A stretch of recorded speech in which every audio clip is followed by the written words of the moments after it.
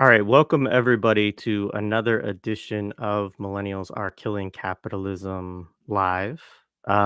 Take a minute, like the video, share, subscribe. Thank you, Jay. This is not me, by the way. This is another Jay who is telling you to like, share, and subscribe with three heart emojis. It's not emojis. What do you say when you create hearts out of letters? I don't know. Anyways, um, really looking forward to this conversation today. We're going to have the co-creators of Decolonize Palestine, Rawan and Fathi. As folks who have paid attention to us for a while, know that we've had these comrades on before. We had a great conversation with them all the way back on October, I think it was October 19th when we looked at it, which is just crazy. I mean, it's just, I don't have the ability to fully understand or comprehend or expect just what it is meant for this genocide to be going on this long. And obviously we're going to talk about, that and where things are. But um, yeah, anyways, that's just was kind of mind blowing when I even had to think about how long it had been since we had our previous conversation with them. And then we had had a previous conversation with them in, I think, 2021 around the time of the, um, resistance coming up in relation to the Save Sheikh Jarrah, campaign and things like that. So, anyways, they're folks that I really look to. I appreciate their analysis, their writing, their debunking. Definitely shout out to the work that Decolonize Palestine does as a platform. Um, Support them. The link is in the show description. Check it out, give them money, and support our work as well so that we can continue to bring you conversations like this one. You can do that on Patreon. You can do that by becoming a member of the YouTube channel, and then support in all the other ways, right? Like just sharing this conversation with other people, friends, family, comrades.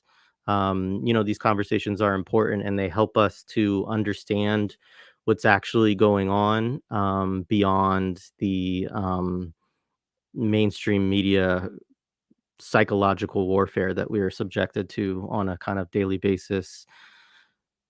Shout out to the other Jared. Just kidding, Jared Ball. Thanks for coming through. Hello to other folks in the chat for sure. So, anyways, without further ado, I'm going to bring them to the stage. And Rowan and Fathi, thank you for joining us today for this conversation. No, thank you. It's lovely to be here again. It's ridiculous that the last time we were here was in October. It feels like a lifetime ago. Like I remember at the Hmm. time being like, "Oh my God, I can't believe it's been this many days of this." It's really kind of horrifying to think about. Yeah. We were thinking the same about the Baptist hospital massacre. Like when you look back, it was relatively pretty early into the war, and to think about all the kind of suffering and oppression that's happened ever How, since. how normalized it's all become. Yeah. But yes, we're happy to be No, it's absolutely right. I just mean, for other reasons. yeah. So before we go further, just share a little bit about kind of what you all do in your daily lives, the work that you're involved in, and maybe say a little bit about Decolonize Palestine before we get into the interview. ليش أنا لازم أبلش أنت بلش؟ Okay, I'll start. ماشي. My name is Fathi. I am the Palestine Policy Fellow at Al Shabaka, which is a transnational Palestinian think tank, the only one I believe. We work on policy research mostly, and I am also the co-founder of Decolonize Palestine. It was a project that we started in our free time, really, after work. And we wanted to create a resource that we always wished existed, kind of a stepping point to begin, like a gateway to begin for people to learn more about Palestine, and to have these kind of resources that you can deepen your knowledge about it, on your own time afterwards. Yeah, so I work as a Arabic to English translator in my day-to-day life. I'm also kind of involved in some activism work for the families of prisoners and martyrs, and whatever comes up here and there. And like Fathi, I'm pretty proud of Decolonize Palestine. It's kind of amazing to see how much these myths they're still trying to squeeze mileage out of it, these like Zionist talking points, and to know that we've Like it's nice for me. Like sometimes when I want to look something, like I can go to the website and remember where this was, or be able to debunk different things or different ways of thinking. So we're glad it's a resource. We want to keep developing it. We want to keep adding books to the reading list as we read them. Uh, just we're like looking forward to the future of what this resource can continue to do. Yeah, right on. It's a great resource, and I mean, even as like was planning conversations or questions related to this. You all have other, I know Rawan, you wrote a piece which we talked about, last time. Fatih, you've written a couple of things since then, and we'll kind of incorporate some of that discussion as well. But the, I kept saying, oh, well, like this is a thing that's going on. I was like, oh, wait, they've already written about this myth before. So we can actually connect it also to the myth that you've debunked previously on decolonizing Palestine, because as you say, a lot of the propaganda is just recurrent, right? It's just like they have these themes, that these tropes, these myths that go way back, and they just trot them back out because they know that there's kind of a currency that they've already created for these myths over time. And so, why reinvent the wheel, right? Let's just bring out a new version of this myth. And so, yeah, anyway, I appreciate all of the work that you have done there. It's helpful for me too, and I know it's helpful for a lot of other folks. So, um, yeah, I mean, to kind of get started, I mean, like I said, we talk about how crazy it has been, in terms of thinking about that first interview being so close to October 19th, when it felt like at the time, I think that we were so far removed from, from October 7th, Um, and so if we can, before we get into discussion, I just am curious, like, what are you all paying most attention to right now? And, to the extent that you feel like sharing it at all, like, how are you kind of coping in this moment at this point? The things it's what we're most paying attention to is for sure the famine in Gaza. It's really horrifying. Like every single day we talk to somebody in Gaza, and either they're paying something like $200 for a bowl of lentil soup to break their fast in, and they're saying they're lucky compared to the north.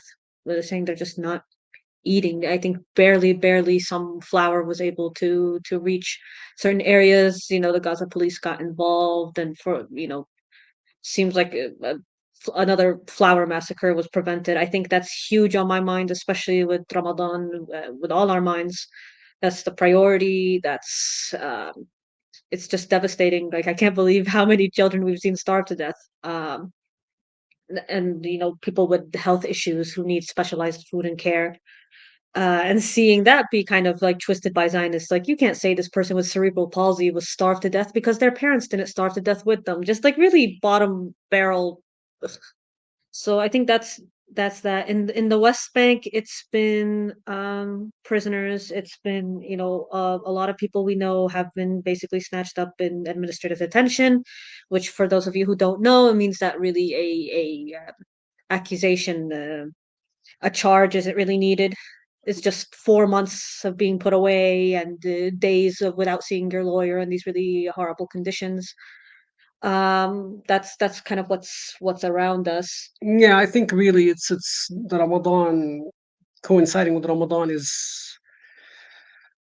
it brings the question of starvation and famine really to the forefront, because the month of fasting and how everybody breaks their fast and such. So the seeing what the people of Gaza are breaking their fast on, it's absolutely heartbreaking. It's kind of ridiculous how we're like, what, month 6 now? It's really, really awful. Going in, like you'd think that there's a level of atrocity or a level of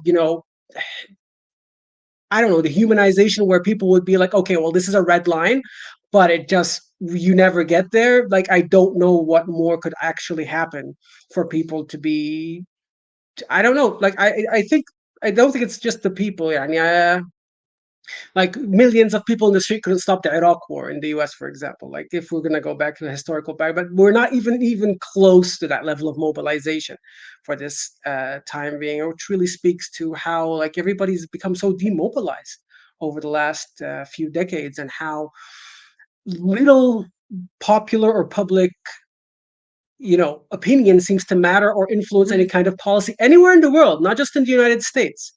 It just doesn't seem to matter. And I think it's a real big unmasking moment for this whole, charade of, calling it democracy and the rules-based order and all that nonsense. So it's just, in the West Bank, we don't have a right to be dispirited because we're not the ones being genocided at the same time. But it's At that difficult. rate, Yeah, like, yeah. sure, yeah, it's Like, yeah, we're under occupation, and the West Bank is also a front in the war, and albeit like it's much more low key.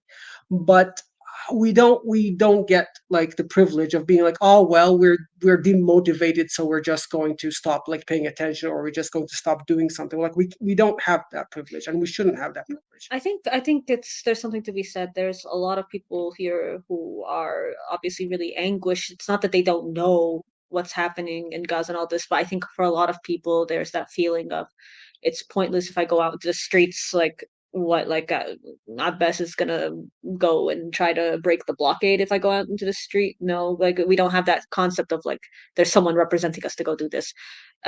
So we, frankly, everywhere need to be more creative and more forceful and more of a force to be like feared and reckoned with and not negotiated with, frankly. I know these are kind of the issues that have been on our mind, and because in terms of like coping, like it feels like such a luxury to even talk about coping. Like, what do you mean coping? It's we're really devastated. We're really like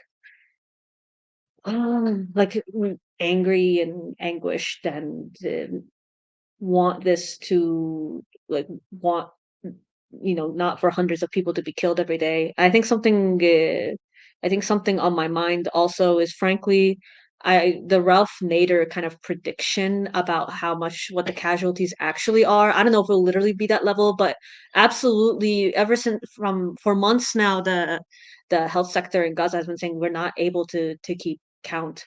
Because these numbers are based on family members reporting it and being able to say how many people were in this house that was bombed and all this.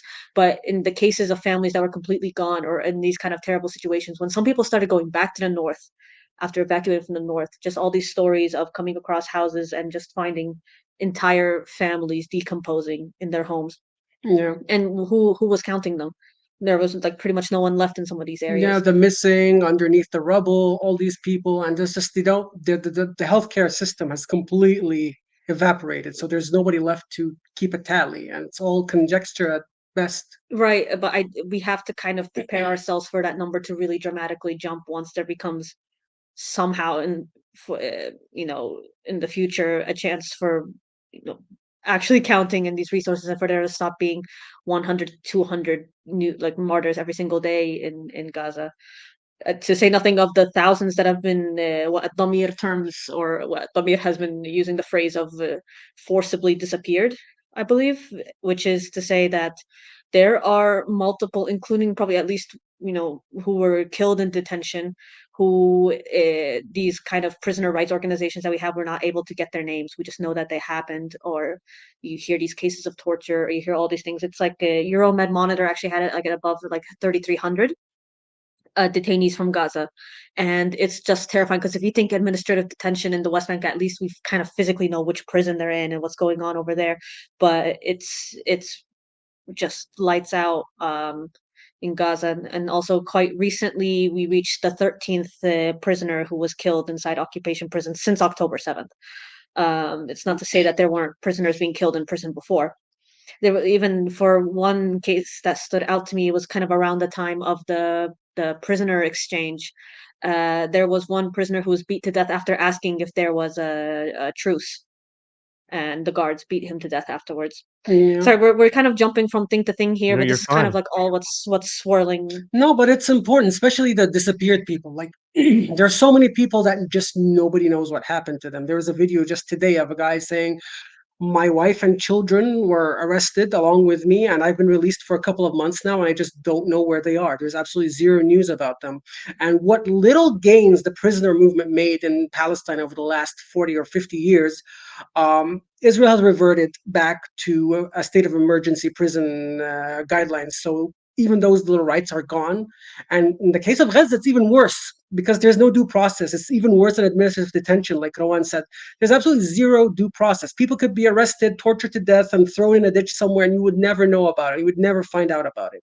So I think what Rawan's saying about us bracing for the number being much higher than 30 or 40 or 50,000 dead people, martyred people, I think that'll be a very like conservative estimate because there's so much that we don't even know about, and we just hear these little glimpses of horror in the testimonies of some people that's just blotted out by how many they are, and nobody like is even taking the time to record them at this point because there's just no resources to do that.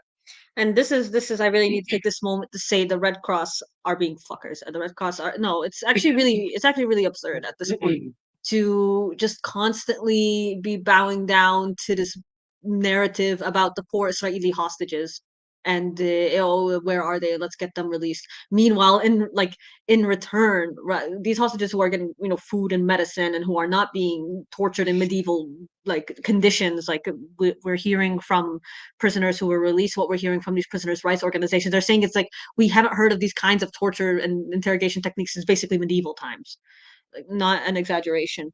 And so I bring this up to say that there are multiple cases of actual cases with names and with testimony of Palestinian women being raped and sexually assaulted in Israeli prisons, and again these cases of prisoners being killed, these forced disappearances, thousands of people we don't know where they are. That picture of the man who was being interrogate with the fully dressed soldier in front of him while he was undressed. I mean, in his case, he was eventually released, but they murdered his entire family first. Just all these different things. It's really absurd. It's really tiresome that the Red Cross won't even come out with a press conference to be like, what about the Palestinian detainees? Look at these thousands of people we're unable to reach. We don't have the names of who was taken where. We don't know where they are. We don't know what their health conditions are. And so it's just kind of part of the same structures that have made it so that in one Israeli life is supposed to be treated as worth just thousands and thousands of Palestinian lives. Yeah, and it's not just the Red Cross. Like international NGOs in general are playing a very negative role in the Gaza Strip. They are forcing their employees to remain put, even though a lot of them had the option to leave to Egypt. They're saying that, well, if you leave, you're going to be fired because now a lot of money is going to be coming into Gaza and there's a lot of dignitaries coming to visit Gaza, so we need you to be there. So they're all of their priorities are absolutely terrible. They're not helping their employees. They're not helping coordinate with them. They're not even helping feed them. They're just playing a very, very negative role, and which is as expected, I suppose, of these international organizations at this point. But like all of this charade of this, humanitarian aid industry is completely unmasked. And I think it's just this kind of general logic which is kind of thrown in our face whenever we criticize any of these parties, whenever we criticize Egypt or Jordan and all this. It's oh, what about it's the occupation? It's like okay, yeah, we all none of us are disagreeing with that. Of course, the occupation is the root cause of all this, but that doesn't mean that everyone is doing what they can or everyone's taking the steps that they should to at least come out and say this. Like I think it was just absurd, even with the case of those babies that were abandoned at I can't remember the name of the hospital, but like tens of NICU babies that they came back and they found them decomposing, and some doctors were saying that we were told that the Red Cross was going to come get them, and the Red Cross kind of came out with statements that to me were just horrifying because of how different the Arabic statement was from the English statement. Like the Arabic statement was kind of like just kind of more blunt about like, well, we never said we were going to help. And the English was more about like, oh, how terrifying and how sad. And it's just like I think it's just it just feels like gaslighting. It feels like they are so much more worried about their image to an English speaking audience than to actually being accountable to Palestinian Gazans on the ground. Um, and but I mean, like Fathi says, it's not just them, but I just have personal beef with them at this point. No, Because they're I very appreciate egregious. it. Yeah. Yeah, and I think we'll get into this more too as we think about this because I think even and maybe we should just say it now and just continue the conversation kind of from a place that you sort of mentioned, Fatih and Rawan, you're talking about it as well. Is like I think there's also now some thinking that what might be imposed upon Gaza is a kind of permanent state of a kind of humanitarian NGO, quote unquote, where it is because it has been so decimated by all of the Israeli weaponry and everything else that like they can maintain some kind of status quo where it is just a security apparatus around the administration of aid from NGOs, and maybe in some ways that's what Gaza has been in certain respects. But I don't know what your thoughts are on that. I know it wasn't something I planned to ask you in terms of the question, but what you were just saying made me think about this. I mean, because we can connect this to talking about the harbor, this kind Yeah, of absolutely. thing that's being this thing that's being built right now. So I mean, obviously, I think everyone should just really push back and really see it as an insult to their intelligence to think that this is being built for humanitarian reasons. This thing that's going to take 2 months to be built, and there isn't even a clear mechanism for how these meals are supposed to be distributed. And these aid organizations already asking like, okay, who's going to do this? How? Where? When? Meanwhile, hundreds of filled trucks that could enter right now are not being allowed to enter. And to say that we're going to do this humanitarian harbor, port, whatever, and have this come in, and while at the same time Biden's saying that Israel is going to be The guarantee of the the security. guarantee of the security. Okay, but there, Just open the gates. yeah, like if this guarantee of the security is the reason there's a famine, because we could have let in all these trucks by now instead of you telling me that you're going to distribute some meals by magic 2 months from now. So it's not humanitarian. I think there's a lot of analysis floating around. Tend to find a lot of it compelling. I think there's something to be said maybe about how in the case of a larger scale war with Lebanon, this could kind of serve as a alternative to the Haifa harbor. um, that's obviously to be seen. Maybe it won't work out quite that way, but there's something to be said about that, about as It's an American American foothold at the end of the day. American foothold. It's not nothing good is going to come out of it. There's some analysis about kind of wanting to see the way to close down the Rafah crossing forever, and have that be the way that Gazans leave. There's something to be said again, like this site, and it's I find it strange that they're trying to say, oh well, no American soldiers are going to be on the ground doing this, but at the same time they're sending this ship with these military engineers and with I think I saw the number being like 500 to 1,000 American soldiers. I don't see them leaving. They're And also suggesting private military now. They're suggesting like PMCs and stuff like they didn't at all. and I saw Like that's the loophole. And there's like this list of countries. I wish I could remember who besides the UK and Switzerland, but it just seems like a lot of countries to be involved. And I don't see how this sounds like a huge endeavor, especially when they were throwing out the number of 2 million meals, which is to say that this is not a tiny like rigmarole, and it's something that they see as huge. I think for me, seeing that the estimate of 2 months is really horrifying to me, that they want this war to continue for that long. I don't. Yeah. It's this war. Like it's unfathomable. It's the amount of, and there's something to even be said about how, I mean, before October 7th there was an issue of malnutrition and dehydration, all these other things. Like there was the calorie consumption was already really closely monitored, even though they kind of officially pulled that policy of the reports around 2012 where we're going to put Gaza on a diet. It was less than that, or supposed to be less than that officially, but still there were all these issues with desalination, with all these things. So you have this population where large segments of it were not eating or drinking enough or healthily enough, and then you add these conditions now where people are barely finding water, or multiple, you know, hundreds have been killed physically just at the aid distribution points trying to get flour, all these things. And you just have the situation. It's so untenable. It's so, and again, when you think back to, I mean, we've all, or if you follow Palestine for a while, how many times did we see the UN estimates that Gaza will be unlivable by 2020? And that was before Corona, for example. All these kind of other things. So just to think about these conditions being allowed to continue for that long, and to be allowed to be a mask for Biden, and I think it's even connected to the whole trying to like Chuck Schumer's thing about trying to make Netanyahu the scapegoat. I think I'm really disgusted by seeing the difference in the headlines about this port in Arabic and English. Again, like I think it's so instructive to see how in Arabic everyone just kind of takes it for granted. Like, of course, this is not humanitarian. This is what we're like. Let's be serious. Let's talk about gas extraction. Even kind of positing that maybe wanting to rely less on Russia, so now you can get gas from Israel control. Even though again, the sham Oslo Accords is supposed to be Palestinian gas from a long time ago, and in June even there was something about Israel saying that they wanted to take control of the gas, and the Palestinian Authority can't. What are they going to do? They're landlocked over here in the West Bank and all this. Hmm.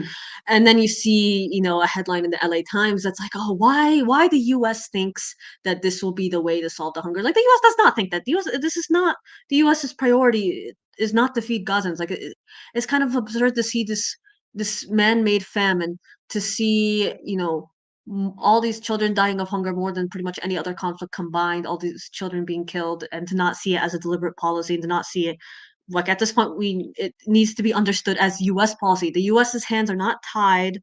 They're not being forced to send all these weapons if it was about saving Palestinian lives, it would be about demanding, saying that we're not going to give you weapons unless you open those crossings now, for example, as a bare minimum. And it would be about actually, treating itself as it's the guarantor of Israel's finances and security, and it's a diplomatic shield as The well. diplomatic cover. How many times have they vetoed anything relating to a ceasefire? It's all theater, really. And every couple of weeks, we get this article about, oh, how Biden is mad at Netanyahu, supposedly. Like every couple of weeks since the beginning of the war. Like, oh, he wants to pressure him into doing the right thing. He just hates the guy so much. But then he'll send him like $10 billion in weaponry. And he'll bypass Congress to do it. But like, no, I mean, he'll do anything. Like, and the thing is, like, the media keeps running with it, and they're like, "Oh, well, Biden's red lines are this." It's like, no, they think you're idiots. That's not a red line. If it was an actual red line, Netanyahu wouldn't be able to do what he's doing right now. And now they're even, walking back Rafah being a red line at this point. There are no red lines. If there was a red line, then the war would be over by now, because the United States has the power to end the war. It's just not interested in it.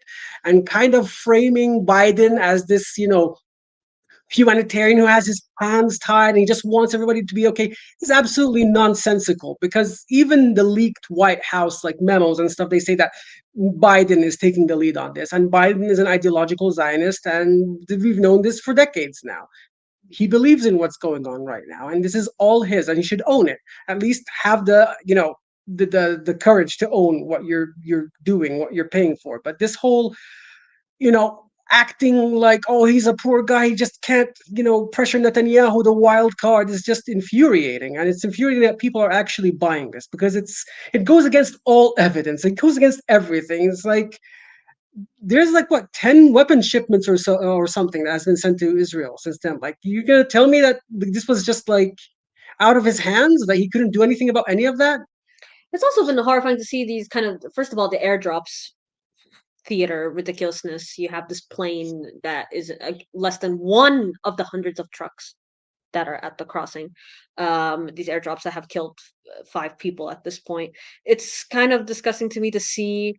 There were some people kind of being like, "Oh, what are Gazans complaining about because of these like those meals, those like military style, like small Yeah, they're prepackaged, or called, what are they called?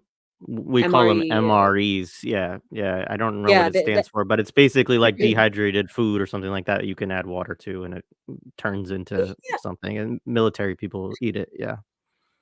yeah, and so there were some people, some Gazans were saying like this is how much, like this is not like a full meal and it's disgusting and all this, and some people were they just How want, ungrateful. yeah, they want them to like kiss Biden's feet for this. It's like what people don't understand, like they were planting their own delicious food and they were doing this and they were getting around the blockade in all these kind of creative ways. Like these are people who have been like who were carving out a good like a life for themselves despite and not because of all these political constraints and all these other things. So to sit there and tell them that they're supposed to be happy about like a little bit of peanut butter or whatever, like I think it's just gross. I think we really are so dehumanized among a good section of Americans, and in some ways, like liberals who are supposed to at least like cry over us a bit more, not even doing that. No, it's just like because it's also part of the whole thing about like, oh, don't you think Trump would be worse? Like, I don't know, like what's worse than genocide? Super genocide? Like genocide too? Like, what are you even What are talking the about? red lines that What's Biden has good? that Trump doesn't have? Like Right. what is like the functional, actual material difference? We're not talking about rhetoric. We're not talking about articles saying he's mad at Netanyahu. Like what is the actual functional difference? That's the thing. It's just people condescending to us. Like we don't like. For me, at the very least, I think there's something to be said about how if Trump was the president, like more people would have been in the streets. Like more people would have understood that this is wrong. More people would have been against him. Yeah, definitely. Like I don't know. Like, sorry. Like, Don't if listen to you it. if you if you actually go back and if you remember when George Bush started using drones, liberals were absolutely aghast at it. They were disgusted. They're like, "You're using these death machines to kill innocents," and Obama expanded it 100 times over, 100 times. And suddenly, oh, it's the you're saving American pilots. It's the humane way. It's the high tech way. It is absolutely about rooting for your team. It is not about consistency. It is not about morality. It is absolutely ridiculous. And once Trump came back, suddenly drones were evil again. It is absolutely infuriating to try to find any kind of consistent moral stance against anything that the United States does, especially its foreign policy when it comes to the Democratic Party. The Democratic Party is not interested in that. It is literally rooting for teams. And I don't know who coined this, but blue MAGA is absolutely a thing, even if they are in denial about it. They think there's the thing is that at least MAGA know that they're racist. The thing is about blue MAGA is that they're so condescending and talking to you like you're a child. And they're the ones that fathom this 5D chess about how Biden is just playing everybody and doing the best he could do with his limited tool set. They just it's at least be racist with your open chest and don't just condescend to us as if Palestinians or Arabs or Muslims don't understand that Trump is a racist. But like if genocide is not your red line, what is your red line? You have no red line. I can't say anything better than what you all just said, and I would co-sign all of it, including even though as at least one person I see in the chat kind of disagrees, but I do actually agree with the point you're making about I do think one, I'll say this. I do think that there have been a lot of protests and that they have been decent size within the United States. Yeah, I mean, I yeah. think when you compare to Iraq, like you make a point, Fatih, about you can say on certain days, yeah, the scale of it was larger, and there were more liberals. And again, I think that was because you had Bush as president at the time and people could just but also I would say the the character and kind of dynamism of people involved also it was a fairly passive form of protest and marching that happened in that era. And I'm totally with you in terms of we need to turn up the heat and we need to, not today but yesterday, 3 weeks ago, 4 months ago, etc.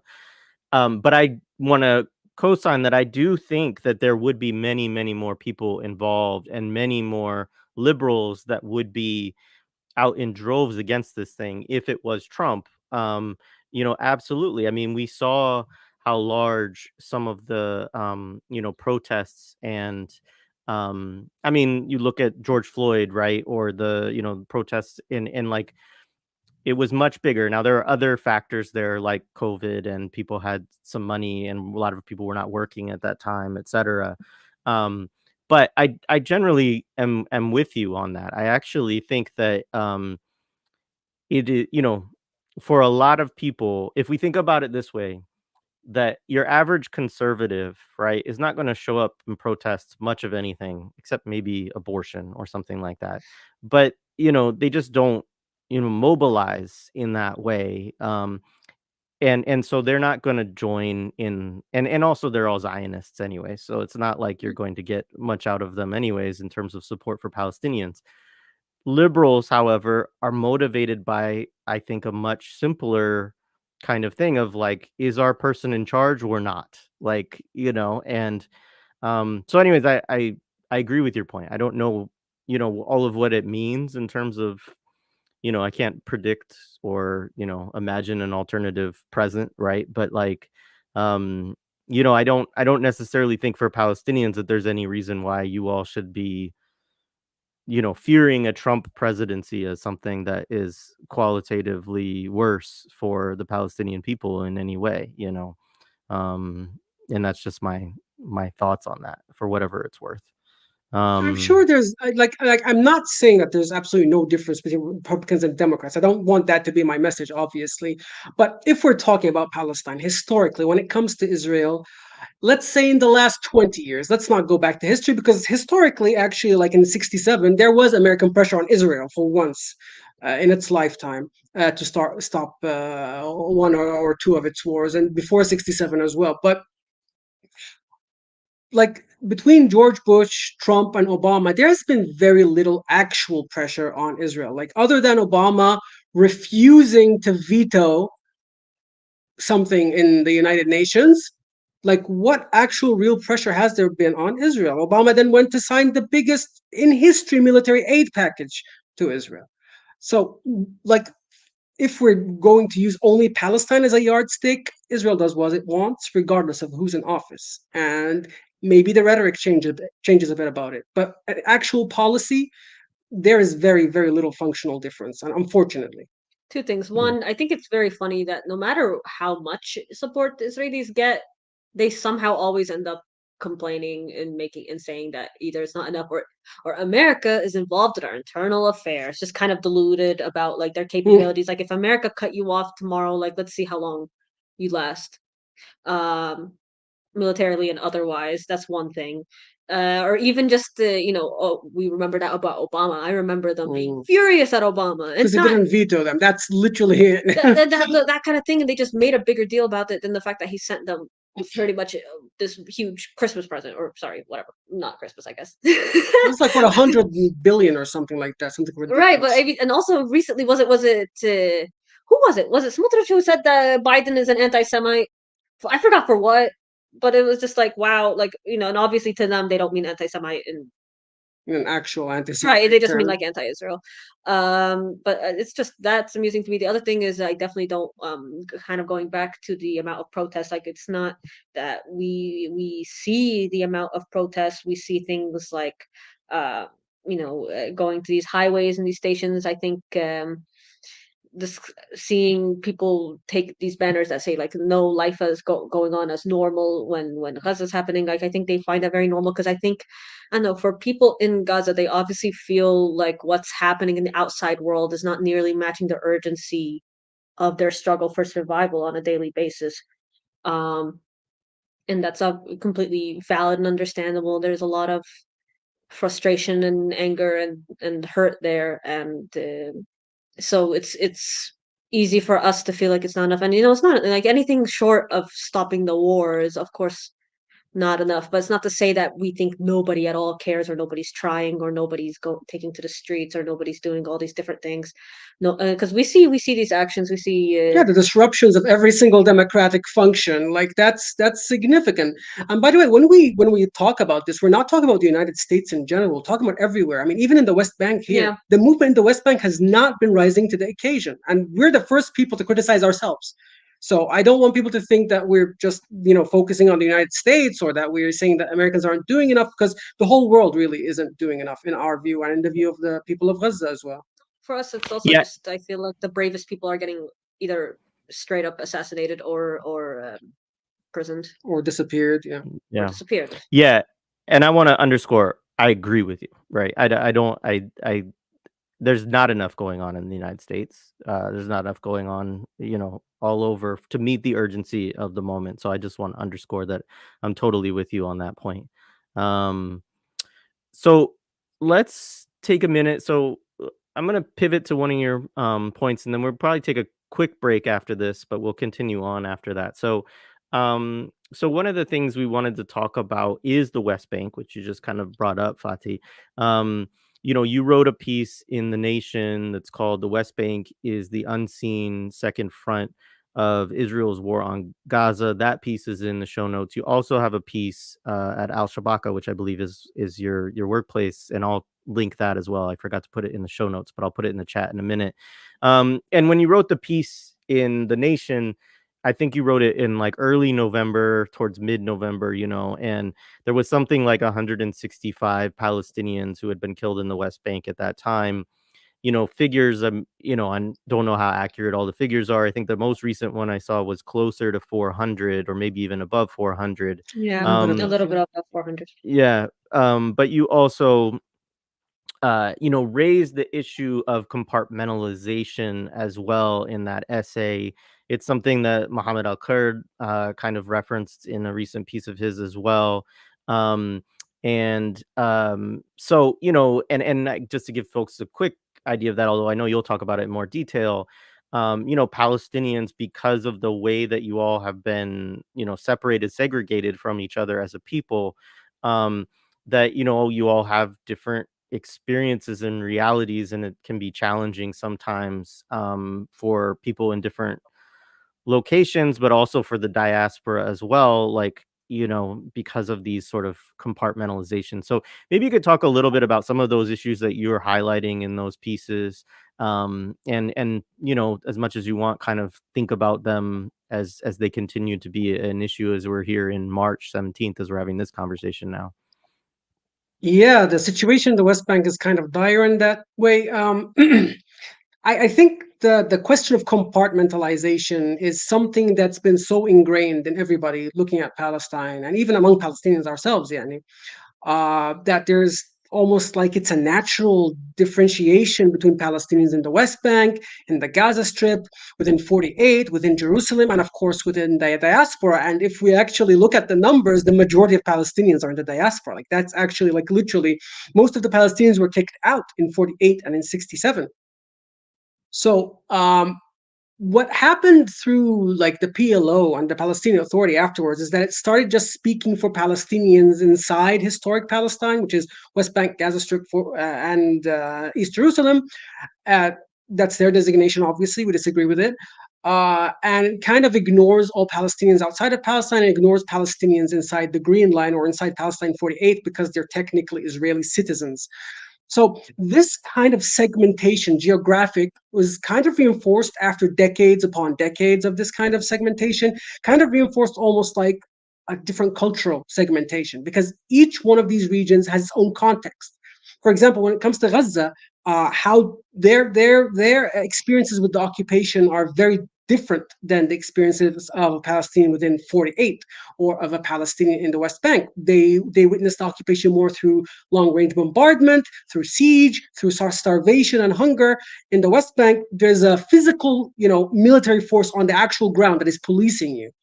In East Jerusalem, this is a literal police, a colonial police, and through these discriminatory laws that determine where you can live, where you can't live, can you expand your house, can you not expand your house.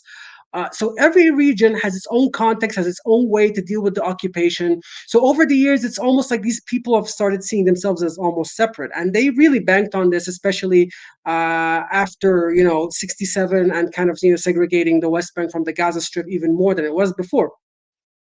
So it's tempting to look at what's happening in Gaza as in separation of what's going everywhere else in Palestine.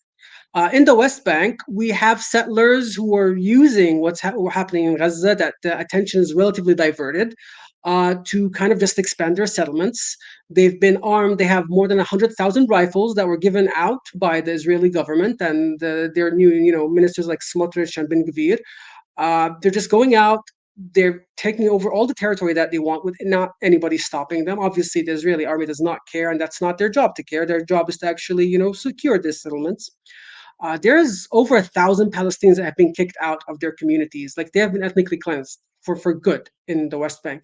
These are mostly Bedouin communities around Hebron in the south of the West Bank. They're never returning. And the settlers go to their houses, they put an Israeli flag, and they say, if you're not gone within 24 hours, you will be killed. It's just that simple. It's that easy. Obviously, with the Israeli army escorting them and protecting them at all times. So, like, to try and see the West Bank as separate from Gaza is a mistake, because even in the case of Gaza, people were talking about wanting to rebuild settlements in Gaza and to actually kick out Palestinians and develop the beach and turn it into this resort or what have you. So like these plans, like they do want everything from the river to the sea. This is a plan that's always been open. It's not like some kind of conspiracy theory. They're very open about this, especially if anybody reads in Hebrew, media. It's very obvious. And an extension of this is also what's been going on in 48. The policing has been absolutely horrific. Anybody saying anything is fired, anybody showing even 1%, like, don't even need to say that I'm in solidarity with Gaza. I just need to say, hey, maybe we shouldn't be starving people. That's enough to land you in jail.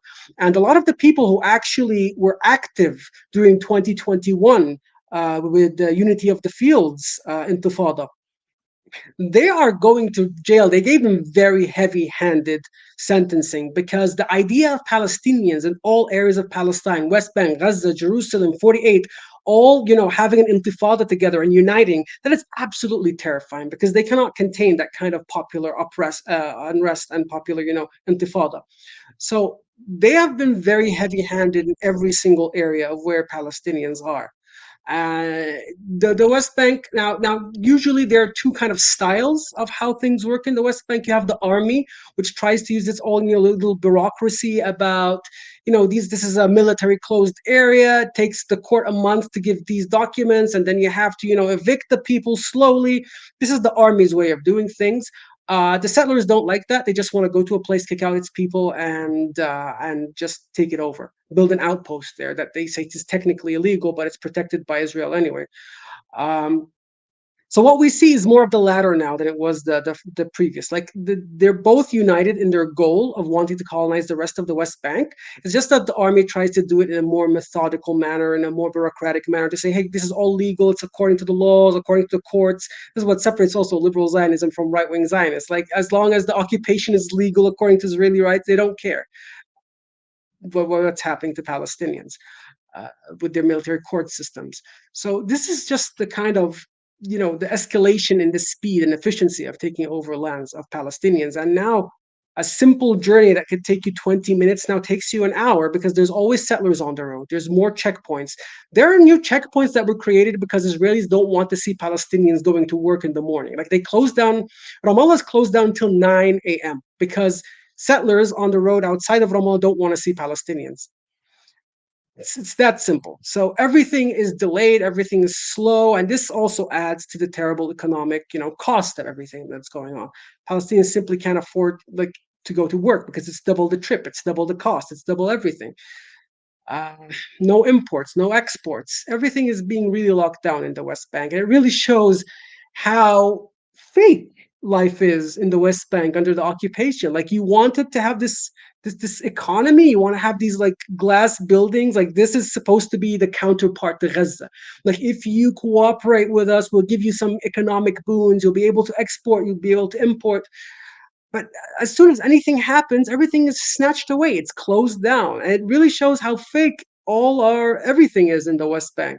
And that under occupation, there's no real any kind of development, even though they tried to bring in these luxury goods and have fast food restaurants in the West Bank, but it's all fake. Like can be taken away in an instant. We're talking about like 40% of jobs simply ceased to exist because Israel closed down its borders and the PA cannot pay its employees anymore. We're talking about almost 40% of the workforce were suddenly like on a severely reduced income instantaneously.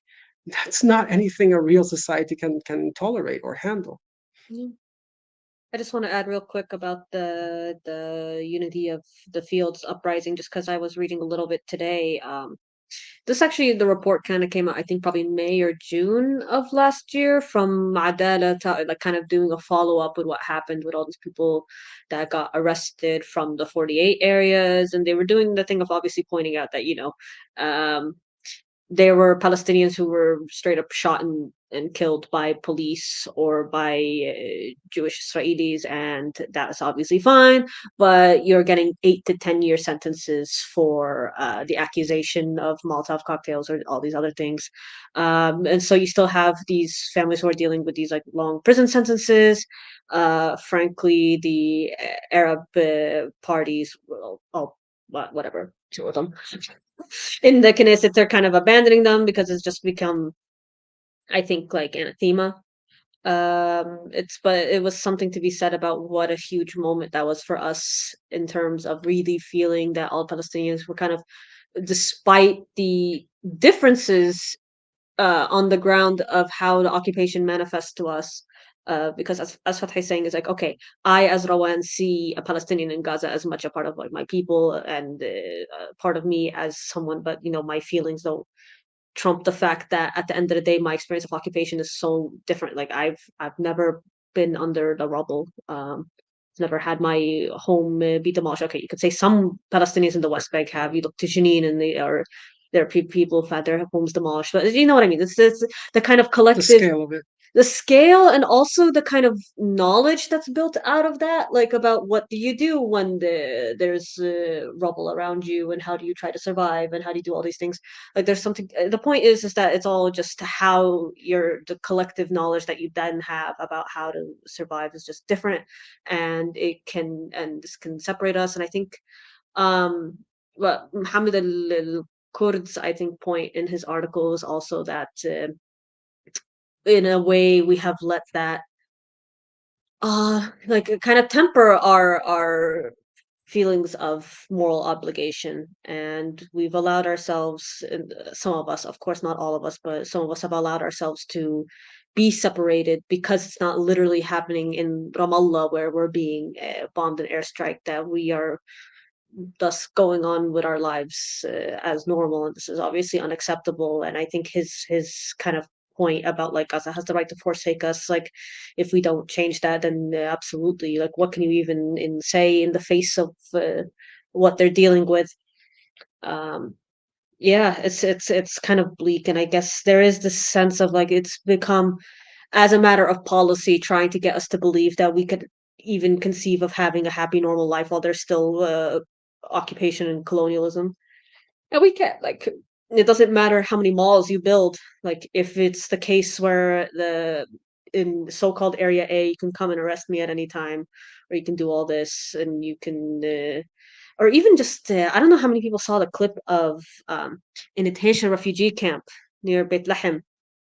um, the undercover Israeli forces came and arrested a Palestinian while he was at work at a falafel stand. The point that they can do that so blatantly and flagrantly and all this, that you just I don't know. It's, on one hand you think, okay, well, 70 plus years on, of course people are going to have some moments of normalcy. People are going to try to Yeah. like live, but at the same time I don't know where we're drawing the line, I guess. Okay, I know this Mm. is more for us here in the West Bank, but yeah, I don't know, because I also saw that tweet. Somebody said the ambient genocide, about how a lot of people are just like seeing it in the background, or it's just like you scroll and I guess you see it on TikTok for now, and Instagram and all these things. Yeah. But You have to remember also that there are some people whose benefit is tied in making everything normal like oh this. yeah, Like in the West Bank, like the leadership in the West Bank is very, very aware that any success in Gaza is basically a death sentence to their whole project. Because in the last 30 years, they've not been able to really provide anything for Palestinians. There's more settlements than ever, more settlers than ever. Occupation is more entrenched. People are less safe than they were 20 years ago. there's the headline that's been going around about how as of October 6th it had been the deadliest year for Palestinian children. Like, what do you can't blame that on Hamas as much as the PA would want you to. Yeah, because they always try to like frame the West Bank as the good quote unquote counterpart for an occupied people. Like, oh, we're building institutions, we're building ministries, we have the approval of the IMF about how we're building our government, as opposed to Hamas was just ruling like a mob and like smuggling money through tunnels. Like, this is the kind of language that they use to try to show. And then you have some malls, and then you have all these glass buildings. That always pisses me off. Rawan knows I always talk about I'm these laughing glass because buildings. every single time he's like, "This is not a people who are under occupation. You don't build shit out of glass. They're gonna fuck your shit." No, but it's simple. Like it shows in your Yeah, no, planning. If you are building towers out of glass, you are not building a society that is ready for a confrontation. Why does a settlement next door, who has maybe 200 people living in it, have like 6 or 7 bomb shelters, while the city that is bombed weakly, doesn't have any bomb shelters, but it has malls and glass towers. Like, why are your priorities like that? Because implicitly, or not implicit, it's very explicitly actually, you're giving up on resistance. You're giving up on any kind of confrontation with the army. You're throwing yourself at the mercy of the international community, saying, look, here's our institutions, here's our bank ratings or whatever that the IMF rubber stamped with Salam Fayyad after 2007, and maybe one day they'll think we're good enough to run our own country. That is not a pressure card that you can use to liberate your people. You will never be good enough. There are powers in the world invested in you never being good enough. And the only thing that will motivate or change these powers is if you actually have a pressure card. Building institutions is not a pressure card. I am sorry to tell you that. And the only people who have been able to liberate prisoners have been people like Hamas, who have been able to take Israeli soldiers and trade them, like in the Shalit deal. This is effectiveness. Like, say whatever you will if you're pro or against. That's not the question over here. But you have an entire generation of people for the last 30 years who have seen one method fail at everything it tries, and one method that it's actually been able to liberate prisoners. They're of course going to congregate towards that method, regardless of what you think of it, regardless how you preach to a people like starving how they should, free themselves or not, or like how they should like break through the ghetto that they're, or the concentration camp. It's beyond people preaching to them. They're going to do what they can do to survive, and nobody has any right to judge that. Yeah, right on. I know you guys got to take a quick break, so I'm gonna let Yes. you do that for a second, and then we'll be back, folks, right after this quick break, to continue on, until we have a few more questions that we want to get to. Maybe we'll get to some audience questions. So I'm just gonna get to that real quick. So thank you. So we're just going to take a quick intermission here. They have something that they have to handle real quick. We'll resume in a minute. The first thing I want to say again is just, folks, remember while you're here to, of course, like the video, subscribe to the channel. We're trying to get to 4,000 subscribers on YouTube this month. And we would love to reach that by the end of the month. It doesn't cost you anything to do that. Support us on Patreon, or support us through YouTube if you feel up to it. Go over, check out decolonizepalestine.com. Support these comrades in the work that they do. I just want to highlight a couple of the things that we've had on the show recently over the last couple of weeks. Just a few days ago, we had a conversation with Steven Salaita again. This was our second one since October 7th with him, which has been an honor and a pleasure to host him for both of those. This one is centered around his just published memoir, which is, I can't even control my fingers on this thing, but it is behind me. It's An Honest Living. It's a very moving conversation, and the memoir is very moving as well. I hope people will check that out. We had a conversation with Wendy Trevino and her comrade Julius. They came through to talk about Aaron Bushnell and sacrifice.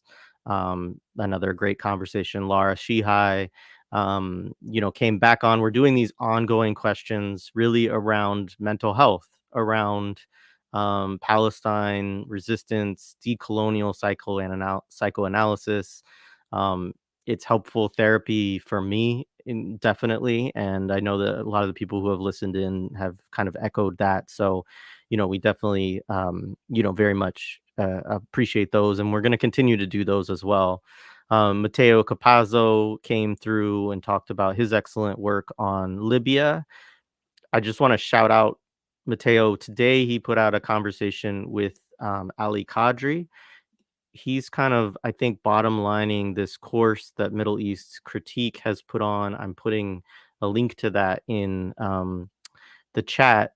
It's a Ramadan course, and really a lot of information, discussion about Palestine, resistance, genocide, more.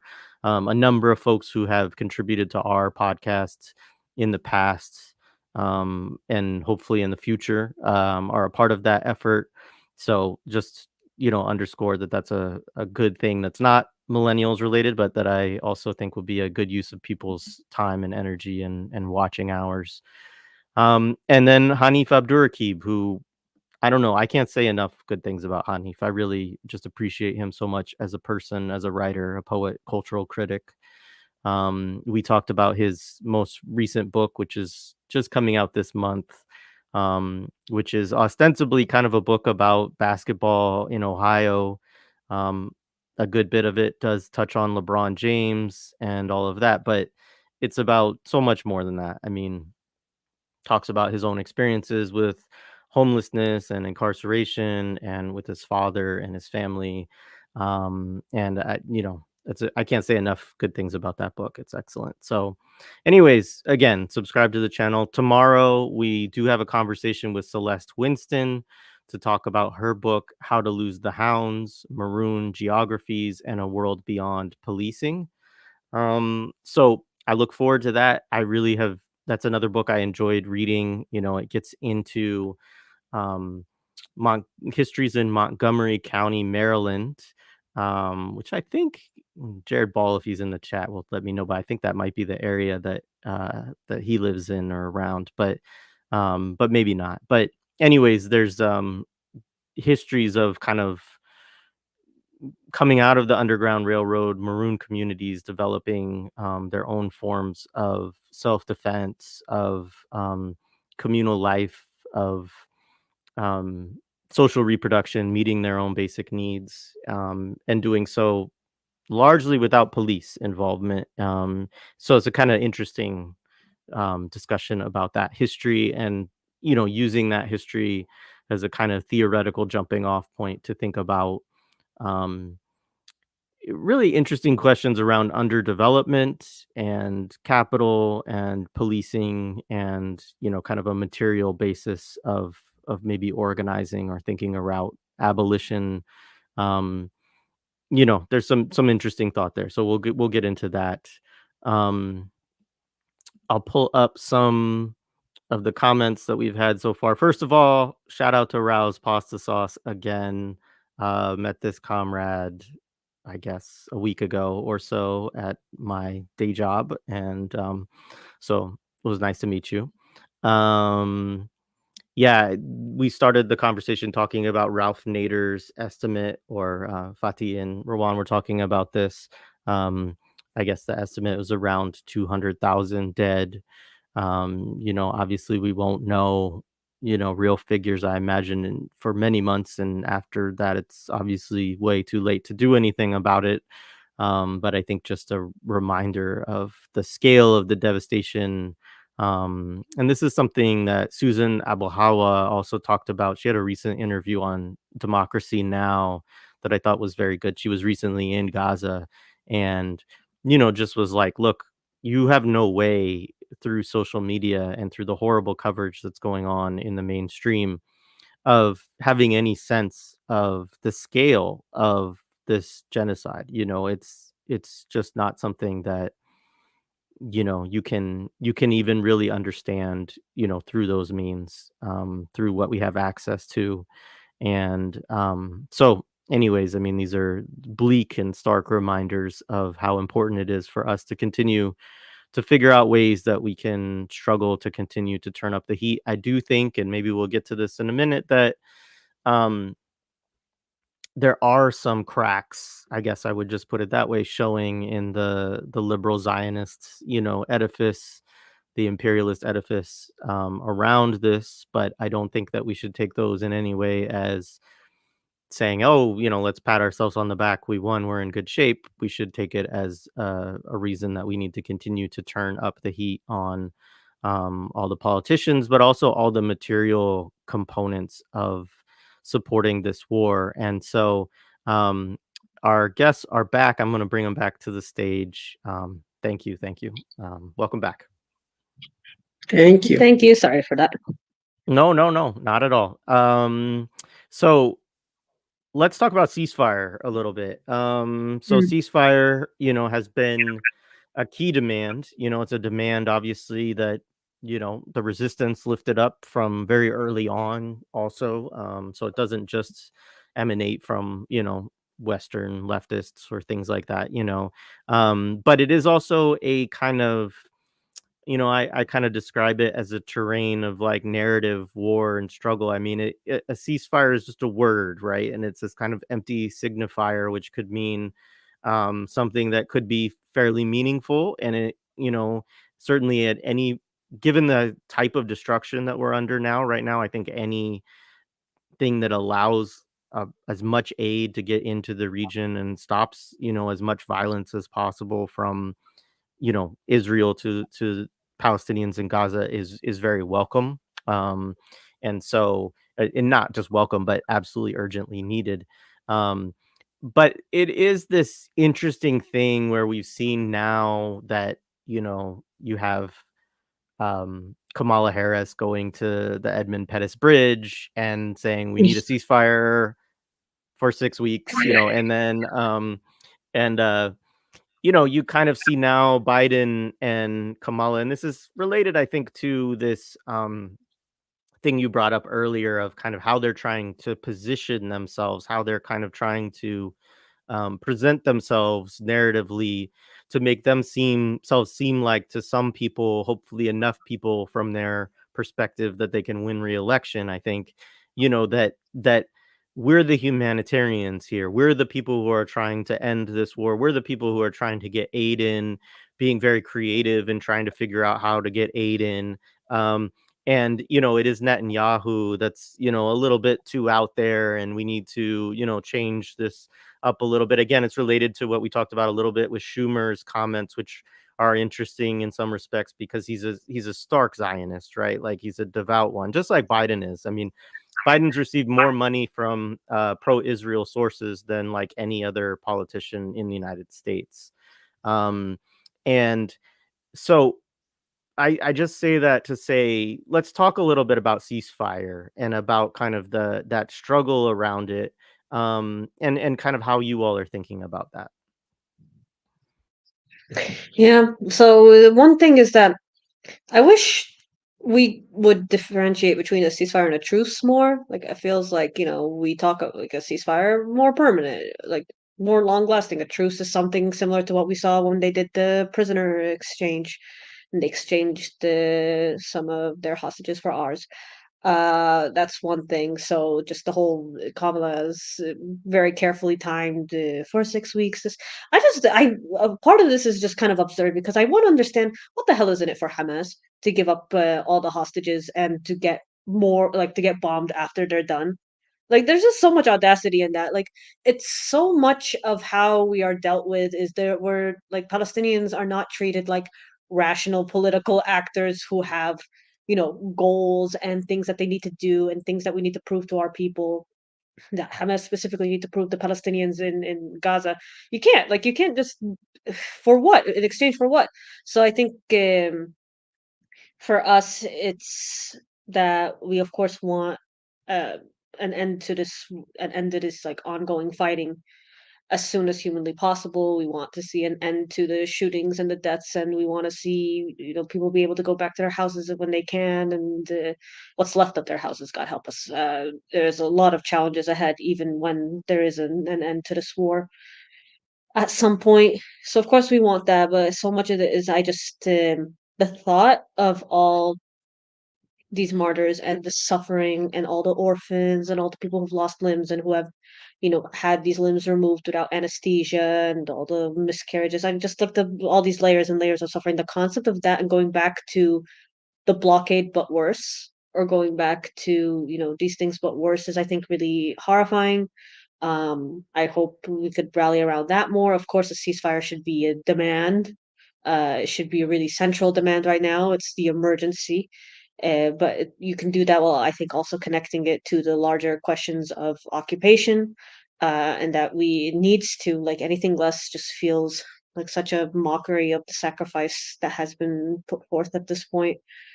So I think that's where we are. We think yes, it's very cynical to see like a ceasefire. Just I don't know, just so many things get commodified or kind of like defanged along the way, and we just hope that we can push back against that trend however we can. Yeah, like I think a lot of people are calling for a ceasefire, and that's the end of their vision. Like they want to return to the status quo, basically. And I think we can't go back to that. It's something that's ruptured, and it should never be reconstituted. Not in that way. Not back to the siege. Not back to occupation. There has to be like it shows that the world tried to kind of manage and shrink what was going on in Gaza and the West Bank for so long. But I think this was a kind of a wake up call that you can't just manage this forever. Like, you need to actually find a solution to it. So the thought of going back to the status quo that's been going on for 17 years is actually terrifying, and it's not going to solve anything. Uh, and there's a lot of parties who are invested in returning to the status quo. I think also, because I'm realizing we forgot to mention this earlier when you, Jared, when you said something about a more humanitarian occupation or just slapping humanitarian in front of everything going forward, humanitarian bombs, humanitarian occupation.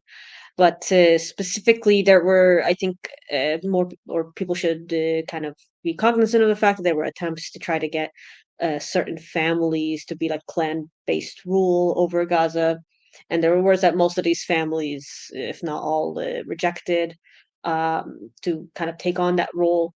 It would be seen as a collaborator role by many, but they are these kind of like different attempts to mess around with things or to try to find a way to undermine Hamas, politically in a way that I think so far they haven't been able to do militarily, at least from what I can see.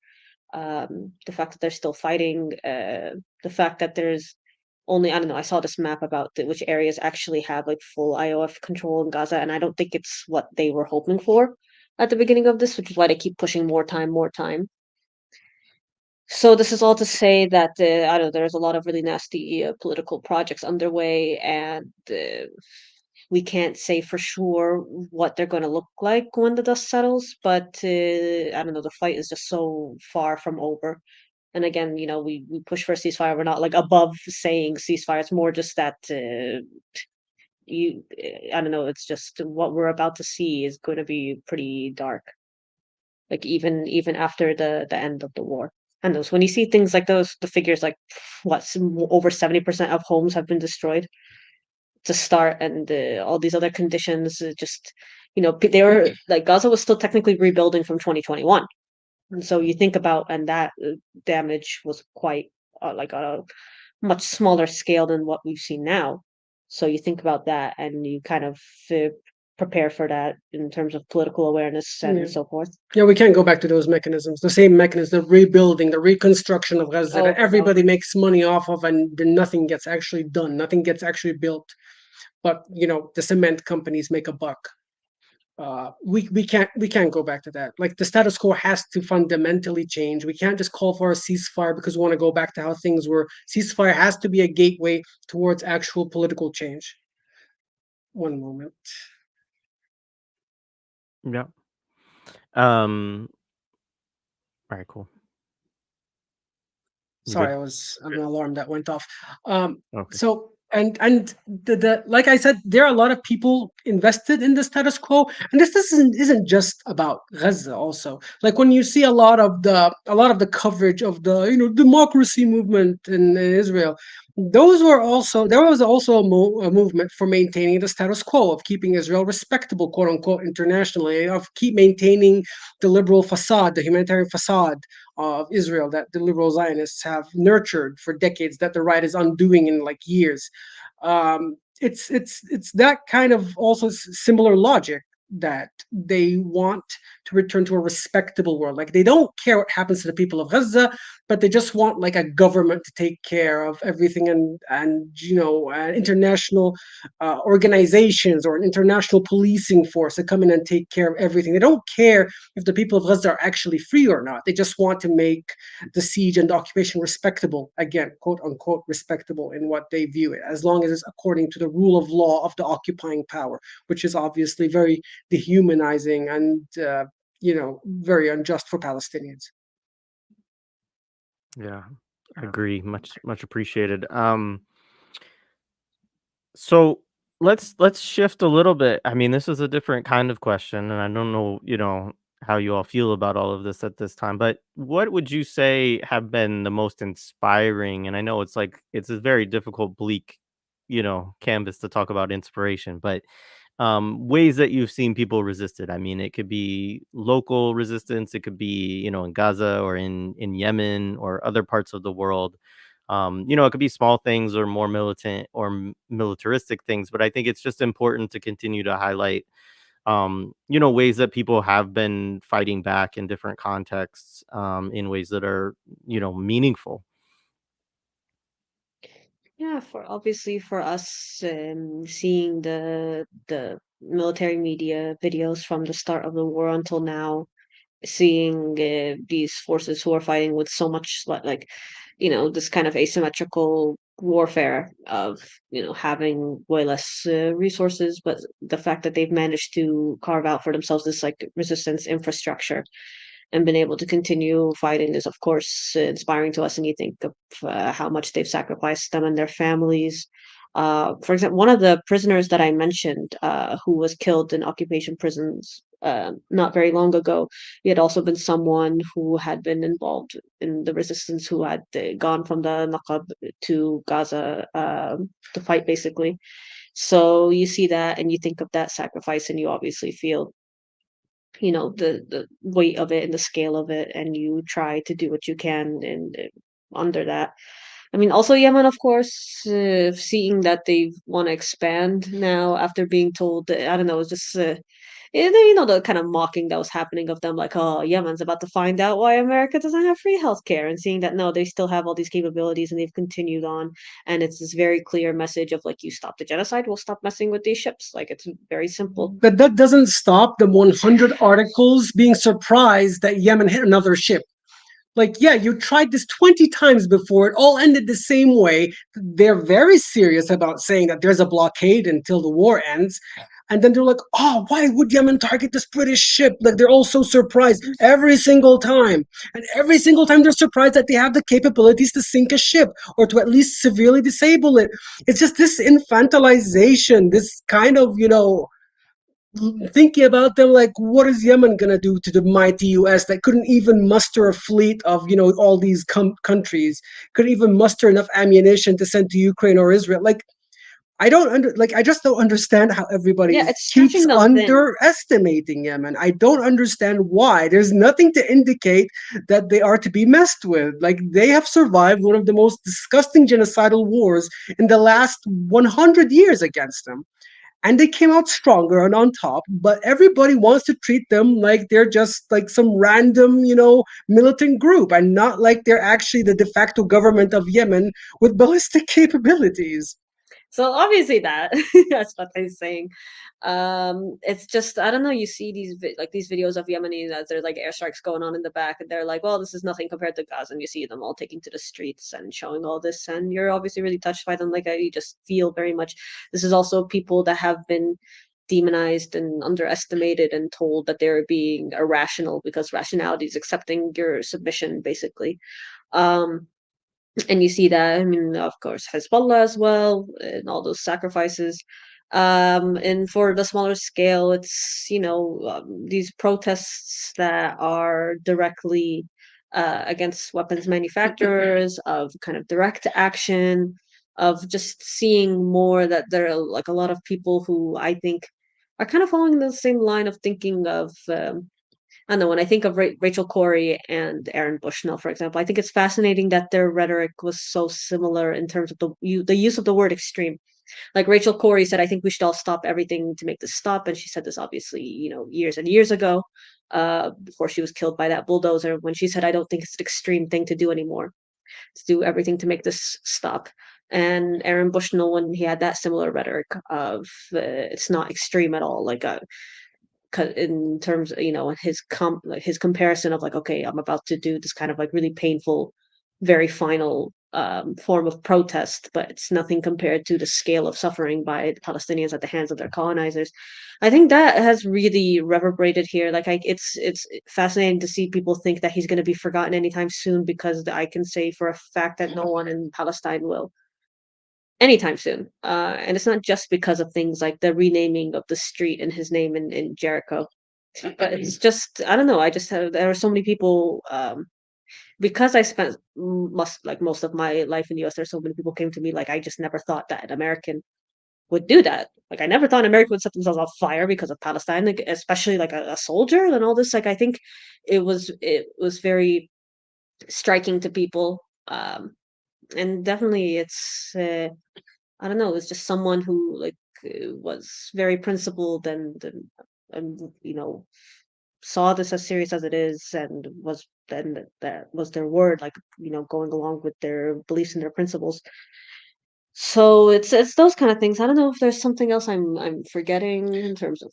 I just wanted to add to what you said about the sacrifices that resistance is making in Gaza, because a lot of people, I don't know, when they frame what's going on and they talk about Hamas, it's almost as if they imagine them as a separate entity from the people of Gaza, as if the people being killed aren't also the fighters' families, their wives, their mothers, their sisters, their daughters, their sons.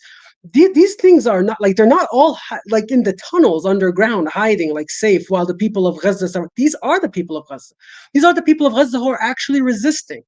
So the fact that probably the majority of these fighters have been orphaned or they've had their children killed or their wives killed, like that, they're the fact that they're still able to resist so strongly after 6 months, like none of us have a right to throw in the towel as long as they are still fighting.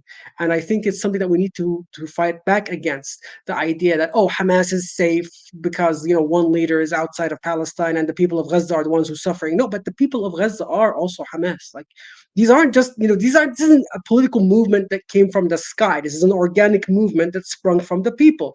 Now you can say whatever you want about their political ideology, about their political movement or what have you, because God knows Palestinians can put two Palestinians in a room and you'll have 20 different opinions on everything. Like, we are not a monolith. But when it comes to resistance, we are unified, or at the very least, we're mostly unified, unless we're like the Palestinian Authority, which has a project built against kind of Which is resistance. actually like, and this feels like, again, it's kind of understandable in the scale of how many mortars there are in Gaza. But there were 5 Palestinians that they killed in protest for Gaza, including under like a teenage girl. In the Palestinian Authority, yeah. Yeah, the Palestinian Authority killed 5 Palestinians. Like, it's just so bizarre to me that we even, like, it just feels like that gets skipped over or becomes this whole thing of like, oh, why don't the Palestinians just magically unite? But to add to Fateh's point, because we were talking about it today, we were talking about how it would have been so easy for Hamas to go to the PA route as well. And that's what I think, that's what Israel thought they were doing when they started passing out more workers' permits for Gaza workers and doing all this. It's like, okay, they're just, slowly, surely they're pacified. They understand there's no point in fighting us. Let's just continue doing this. And they could have just made their money that way and continued on that way. Like, it's just bizarre to act like you do this kind of military operation like October 7th because you want to take the easy way out. Like, this is obviously much more difficult than, you know, what the PA was doing instead. Yeah, and I think that's what took them off guard on October 7th as well, because they were in discussions about increasing permits for Palestinians in the Gaza Strip. These And peanuts honestly, in yeah, comparison to like. yeah, but the amount of money that would enter Gaza would have probably staved off a lot of popular protests against Hamas if there was like a famine or a kind of economic crisis in Gaza, because like in the West Bank, it became one of the biggest sources of income. Yeah, yes, it holds your economy hostage, but for like the regular people, they're like, we need to make ends meet. We're talking about what, 40% unemployment. They're like, I need to feed my children at the end of the day. So Israel kind of thought that if they were able to do what they're doing to the Palestinian Authority, to give a little lifeline of income to Gaza and to kind of give a better economic situation, or what Netanyahu used to call economic peace, in return for ignoring your political rights, they thought that they could buy Hamas in the same way. And I think that's why they also had their guard down so completely on October 7th, because they were very deep in those negotiations about the number of Palestinians to enter from Gaza with permit system to be laborers inside the Green Line. And they said that they thought at least that they would never jeopardize that with anything during the holidays. And they were obviously, they bet wrong. But to circle back to kind of the finish about the resistance that inspires us, I don't know, it's just anybody who has gone out and risked their lives in some way to kind of try to make the occupation pay a price, if not physically, at the least politically, diplomatically, all these other ways. We're going to be in South Africa soon again, and I don't know, you see how many people there are really passionate and trying to mobilize school students and doing all these things for boycotts. And seeing the amount of people who kind of stuck to the boycott has been, I think, has been really good and heartening for sure. And the final thing is just when I think about the people I know in Egypt who are risking a lot to try to help out. It's of course not enough. Like I don't want to romanticize the situation there. There's a lot of Palestinians from Gaza in Egypt right now who are struggling, and there's a lot of bureaucratic, terrible issues and suppression, all this. But the ones that I know, the Egyptians that I know who are trying to be on the ground there and help coordinate people being able to leave in the first place and dealing with the whole exploitive situation in Rafah with the bribes and all this, and who are putting their lives and or freedom at the very least and on the line and putting money in this. Like this also has been very inspiring to me personally. How many Egyptians, I don't know. I don't know if this isn't exactly resistance, but I saw some Egyptian, he made a video of himself, like I swear to God, like I wish he would just open Rafah and just let me go into Gaza with them.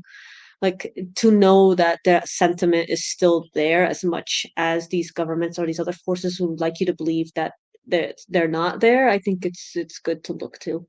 Yeah, and also I want to add, uh, unions refusing, for example, to load weapons onto ships headed to Israel Mm-mm-mm. or goods in general.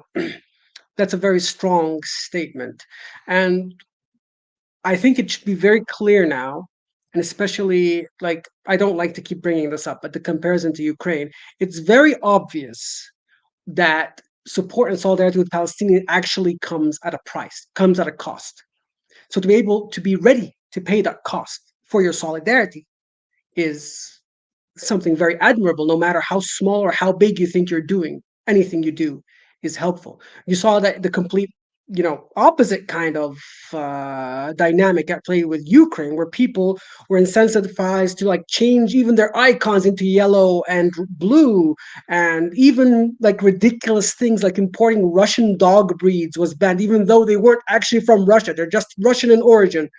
Banning the entire language, stuff like that. Like people were valorized for stuff like this. If Aaron Bushnell burnt himself in protest against Putin, he would have been a hero in the United States. But now he's just mentally ill, according to a lot of the CNN and and mainstream media in the United States, because at the end of the day, it's about interests, about what the narrative they want to kind of build upon. It's not about consistency or moral rights. So we understand that voicing your, solidarity and is not cheap, and it's not easy in these days and age. Yeah, right on. I Just encourage. Oh, and you can get to it in a sec if you have more to say, Rowan. But I just wanted to say, our conversation with Steven Salida the other day, he was like, look, academics, he's like, get your CDL. He was like, which is a commercial driver's license for people who don't know. But he Yes. was like, he's like, you have to have a fallback plan, but it is worth it, right? It is worth everything, to be able to take a stand, and to know that you will be all right, like especially like he's just talking about, for instance, people in the academy speaking out, right, and being you know advocates and whatnot, and just saying like you might lose your job, you very well could. We're seeing people be suspended, professors that are losing their jobs as a result of that, and being targeted in campaigns, but also understanding like that, that sacrifice is not something that one, you can sleep better and that you stood on principle, but also like there are other ways, to make your living. And then now at this point he's able to teach again in Cairo, and so you also can come out of it on the other end, potentially too. So anyways, I encourage folks that are grappling with that kind of problem of feeling like they can't have enough courage within their workplace or whatever, to kind of listen to that conversation and somebody who's been through those kinds of targeted attacks for, basically a decade now, or more, in relation to his support for Palestine. So yeah, did you want to say something, Rowan? Sorry, I didn't mean to cut you off. No, no, no. I could go on forever. First of all, I mean, we love and support Salita so much. It's nice to hear that. And obviously, he's someone who's been doing this for a long time, and of course has paid that price. So I think he, does sleep better for it. And honestly, good on him. Like we just there's I don't know what it'll take for us to really divest ourselves from these institutions, or at least not rebel and resist against these kind of constraints of respectability and whatever, just careerism, in exchange for not saying what needs to be said for Palestine and for all these other things. So that's always something that's in mind for us. And yeah, I mean, yeah, it's like what's a job in comparison to the lives of all these children, you know?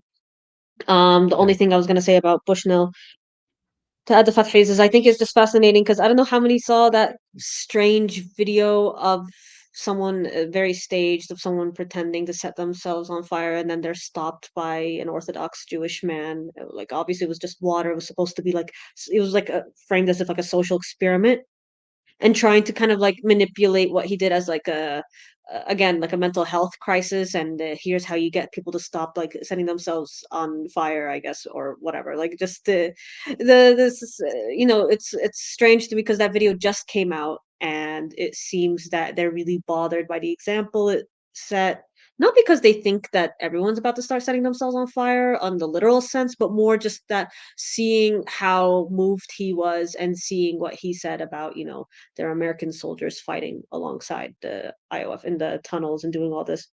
So obviously that's something that's like bothering them and that they're trying to contain and manipulate the rhetoric around.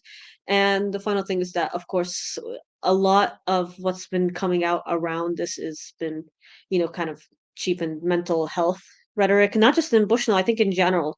Like this idea of like a therapist telling you to stop watching the news or stop doing all this. And it's again the kind of question that Lara Sheehy and other kind of like radical psychologists, psychiatrists, psychoanalysts have been talking about. Like, what does it mean to be acclimated to a world that causes this much suffering and oppression?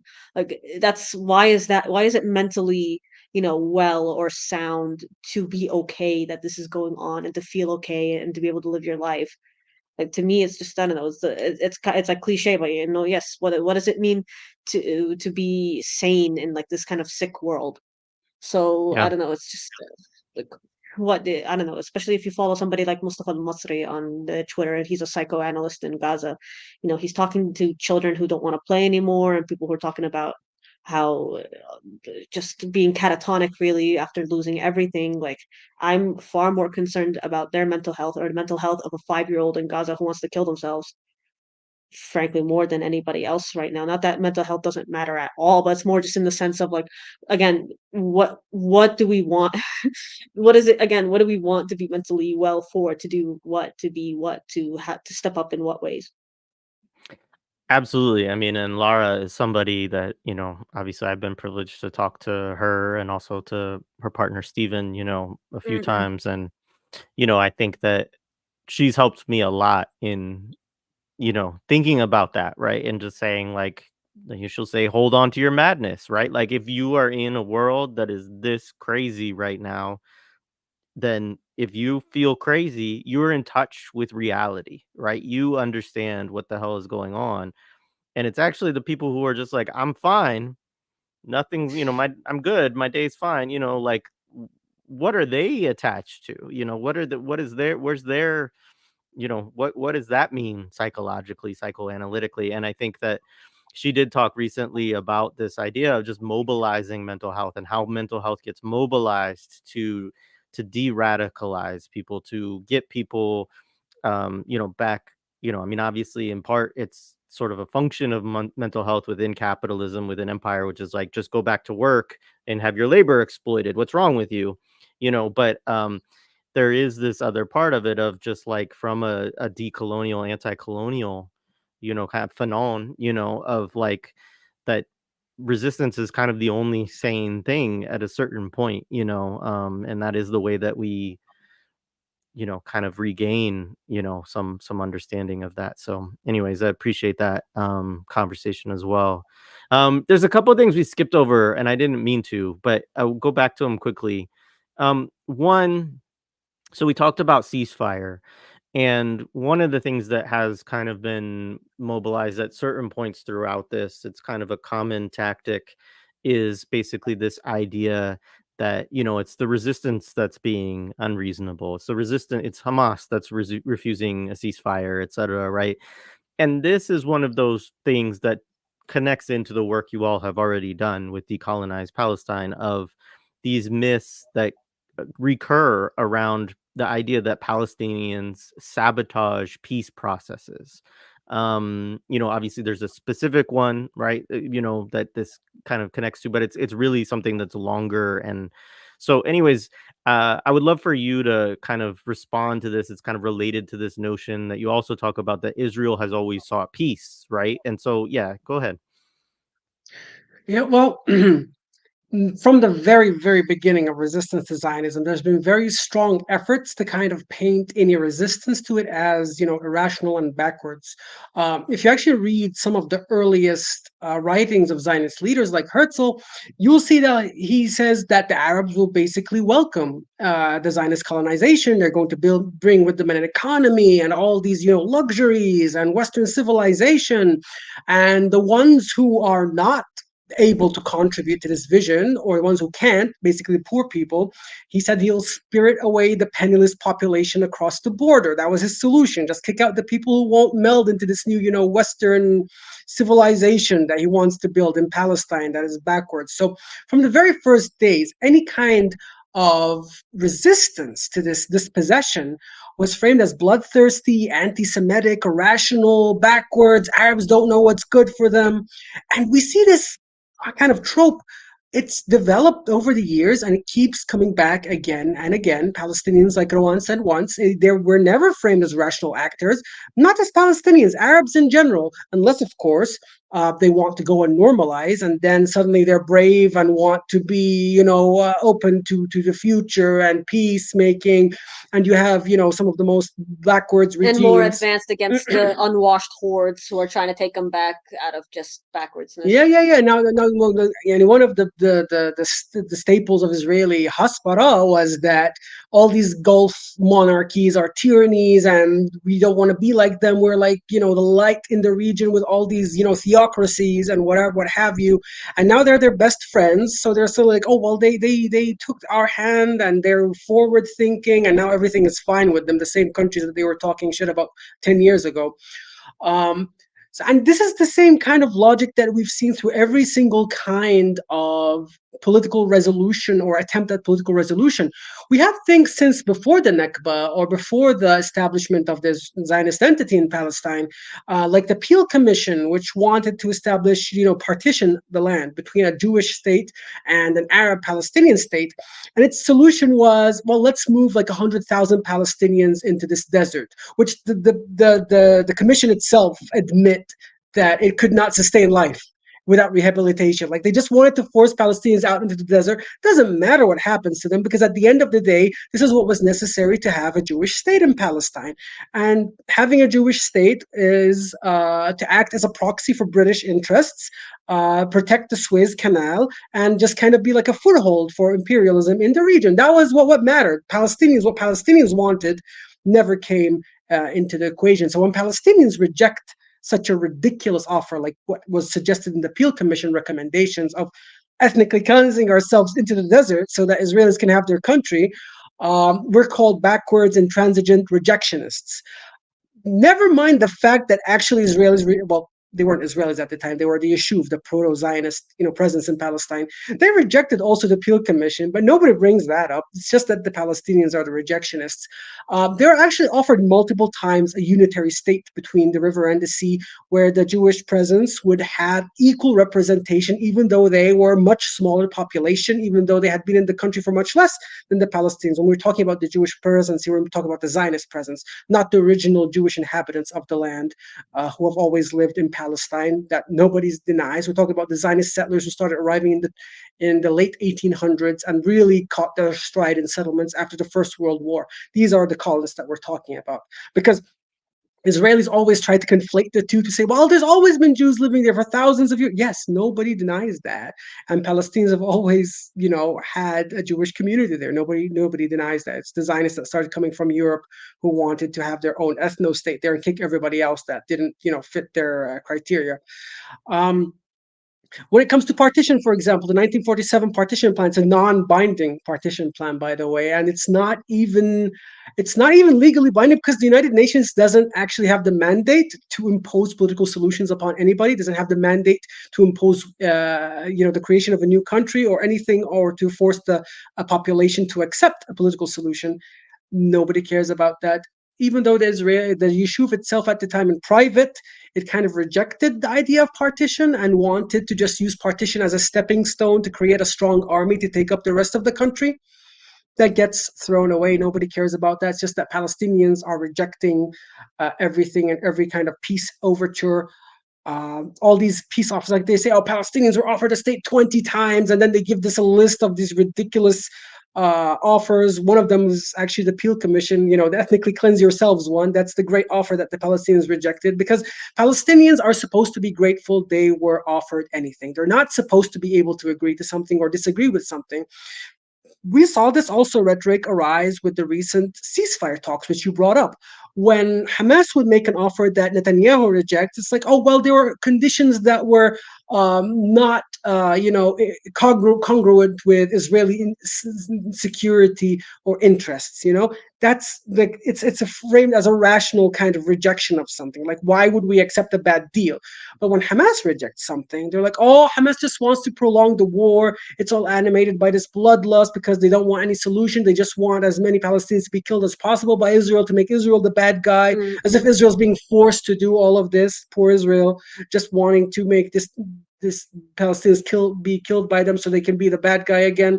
It's that kind of trope of Palestinians never miss an opportunity to miss an opportunity. That's become kind of this general knowledge about the Middle East, almost, or the wisdom of the Middle East, that you're always dealing with these irrational Arabs, and Israel's always holding its hand out in peace, just wanting to kind of find a solution, but nobody's brave enough to take its hand because racism and anti-Semitism. There's no other kind of motivation for why any deal could be rejected, or for what is actually happening on the ground, or what Israel's actually offering in the first place, which was very strongly played upon in the Camp David negotiations, where Palestinians were offered a sham of a state, which wouldn't have any kind of control over their own borders or control over their capital city. Their capital city would not be under their own control. And when Palestinians rejected that, they're like, oh, you just don't want to have peace. And that's why Palestinians only understand the language of force. And Yasser Arafat's not brave enough, etc., etc. If you actually want to go and see the humiliating, actually, list of stipulations of what the Camp David Accord is, it'll be ridiculous to actually accept them. Even Israeli negotiators themselves later said, well, the chief negotiator, actually, Shlomo Ben Ami, he said, if I were Palestinian, I would not have accepted that deal. But it gets buried inside some, newspaper interview 10 years after the effect. But the general, wisdom remains that Palestinians just don't want peace. They want to reject everything because they only want to kill, the Jewish people. That's the only reason why anything Palestinians ever do. That's the only thing that animates Palestinians. It's kind of a ridiculous trope that has been very effective, really, in painting Palestinians as these kind of monsters for the last 100 years.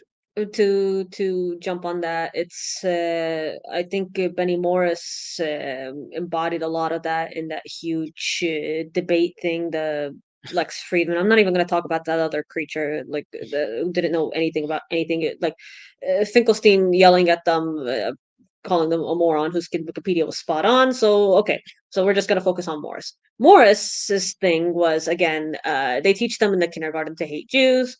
This idea that it's just so funny to think that a Palestinian would need, like, official training or like a curricula to understand that there's something wrong. Like, we have, like, or to not like their occupier.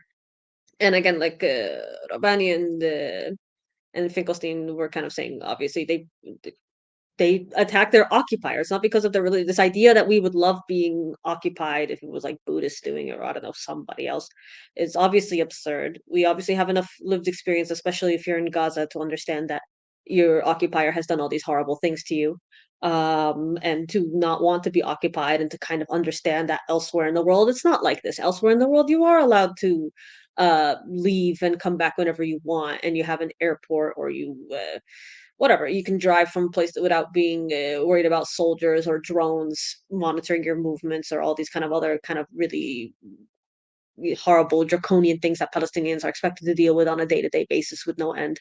But specifically, like his logic kind of ties back to the original things we were saying about because he specifically said, oh, Palestinians or Hamas wants as many Palestinians to be killed to make Israel look bad.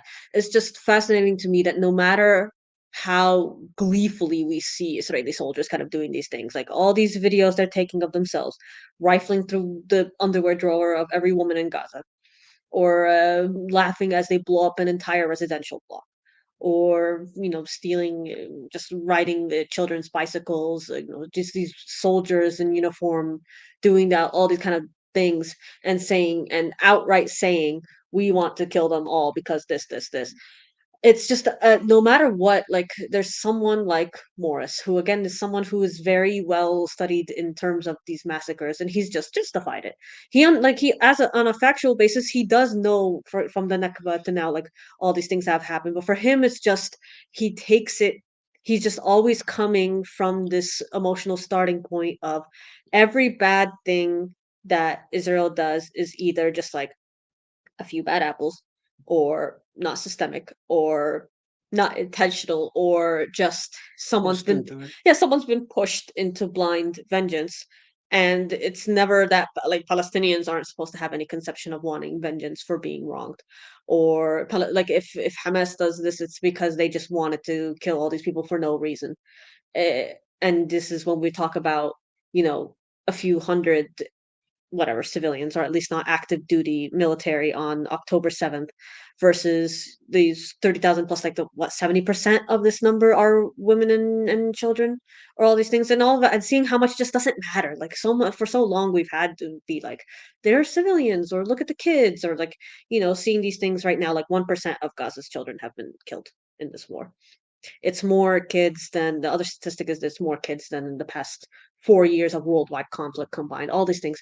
And seeing how much, just no matter what, to these people, they're just so blinded by this hateful ideology of Zionism, while also saying that we're the ones who are blinded by ideology.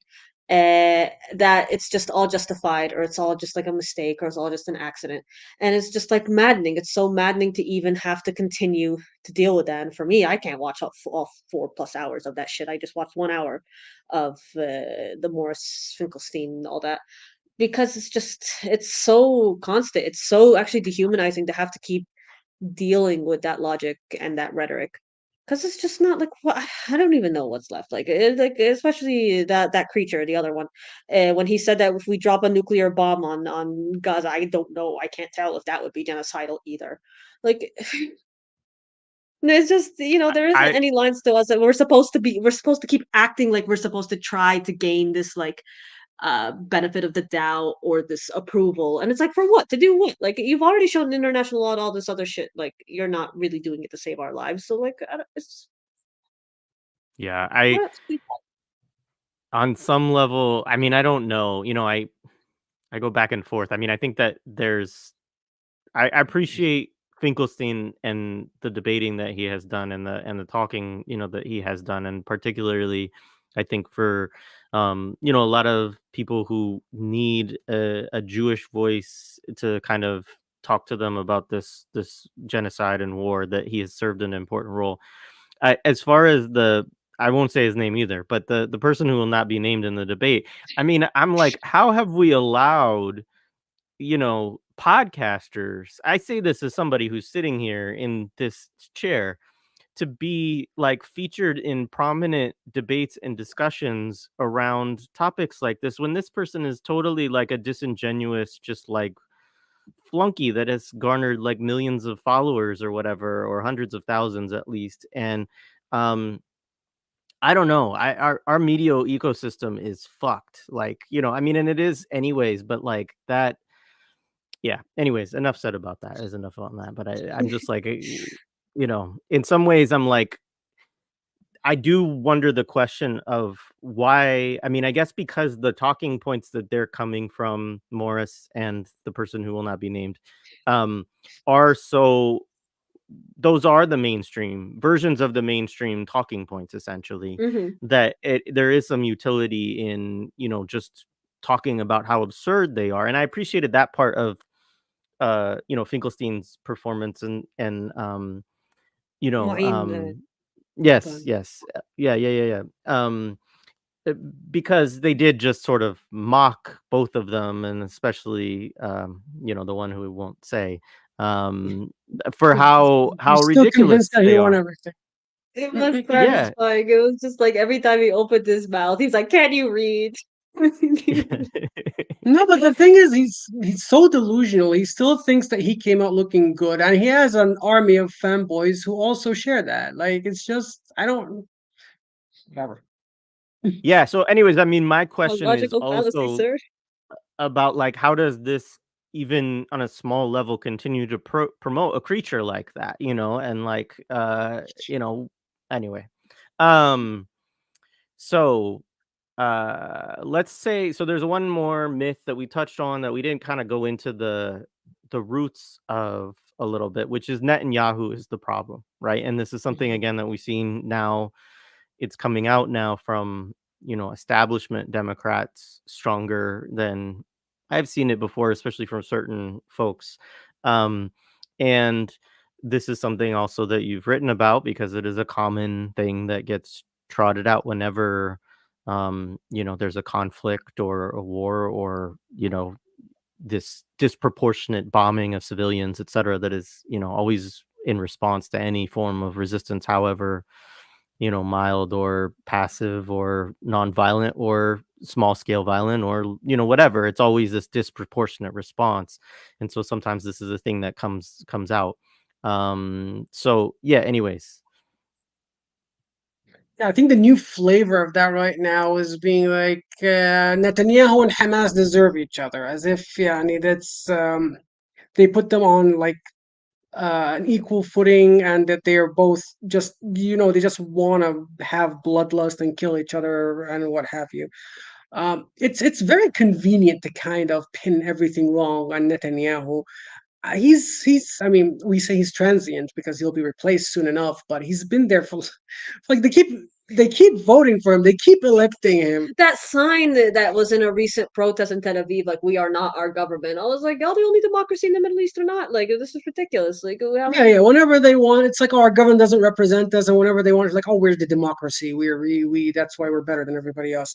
But like, it's. I think we saw similar echoes with Trump when he got elected, and everybody was saying, "Oh, how this is so un-American! I can't wait for Trump to be gone so things go back to normal." Meanwhile, normal is what got Trump in office in the first place. So if you go back to normal, aren't you just creating the same, cycle?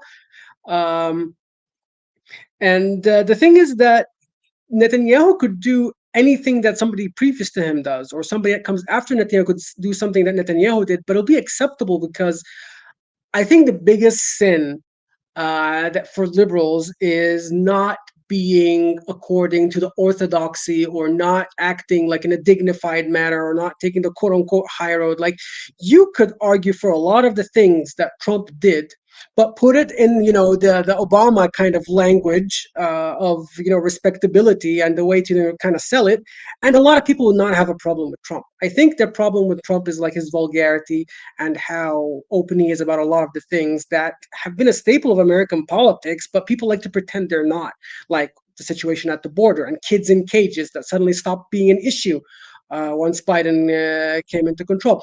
I think a lot of that also applies to Netanyahu, and it's. I don't know how ahistorical really it is, because some of the biggest war crimes and ethnic cleansing happening to Palestinians happened under supposedly socialist or leftist Zionist governments, such as Labor, Ben Gurion, the architect of the ethnic cleansing of all Palestinians, considered himself a socialist Zionist. Um, so the kind to try to frame this all as, oh, Israel is a good kid that got in with the bad crowd with Netanyahu, and Netanyahu's now fostering all these relationships with all these bad autocrats like Orban and what have you. Like, this is kind of like an anomaly in the history of Israel, and as soon as he's gone, it'll be back to being the progressive haven democracy, what have you, that never existed except in the mind of liberals, because Israel has never been that. They're like, oh, well, before the occupation of 67, Israel was this beautiful. No, before 67, every non-Jew in Israel lived under military law, and they weren't allowed to leave their own neighborhoods, to the point where their neighborhoods were likened to concentration camps by Holocaust survivors. That's how bad it was. Holocaust survivors in the Israeli government, have you, not just random ones. So, like, it was such a terrible situation. It's always been a terrible situation, but they cannot fathom of Palestinians as equals to them. They never look at Palestinians as somebody who actually has legitimate grievances with how things are going on, and they just think that this is everything that's happening is Netanyahu being some kind of anomaly, and that things will go back to normal once Netanyahu is removed. Of course, they never pay attention that the centrist. Uh, Gantz, who was supposed to run against Netanyahu a few years ago, and he did run, one of his biggest campaign promises, he was boasting that he could annex more territory from Palestinians in the Jordan Valley than Netanyahu could. This is the centrist, opposition to Netanyahu in Israel that everybody had all their hopes for. By the way, he is also a butcher of Gaza. He was a general in response for many of the wars in Gaza, and a lot of Palestinians have tried to sue him actually in the international court. So this is the kind of replacement to Netanyahu. But because he talks about law and order, and instead of taking over the houses of 1,000 Palestinians through settler terror, he would take it through court orders and through the army doing their bureaucracy. It's okay as long as everything goes through the orderly fashion with the respectability and not insulting the name of the state. But the settlers taking over the houses, like, oh, they're so vulgar, they're so uncivil, they make us look so bad, even though this is exactly how 48 was won to begin with. Like, I don't understand how they think Palestine became majority Jewish when, like, this is how they kicked people out. They kicked most of the Palestinians out. How do you think that happened? Do you think it was a democratic process? It was disgusting warfare. It was ethnic cleansing. It was massacres. This is how you have your house. This is the history that you refuse to grapple with. And to keep trying to pin all your problems on the Israeli right is a kind of a cope to try to get out of, like, actually thinking of your role as complicit in everything that's going on. And it's delusional. It really is delusional. I just want to add like two things to that. One is that Israelis are very self-congratulatory about ever criticizing, like, oh, look at me, I'm criticizing my own state, I'm criticizing my own government. Like, nobody cares. Nobody cares.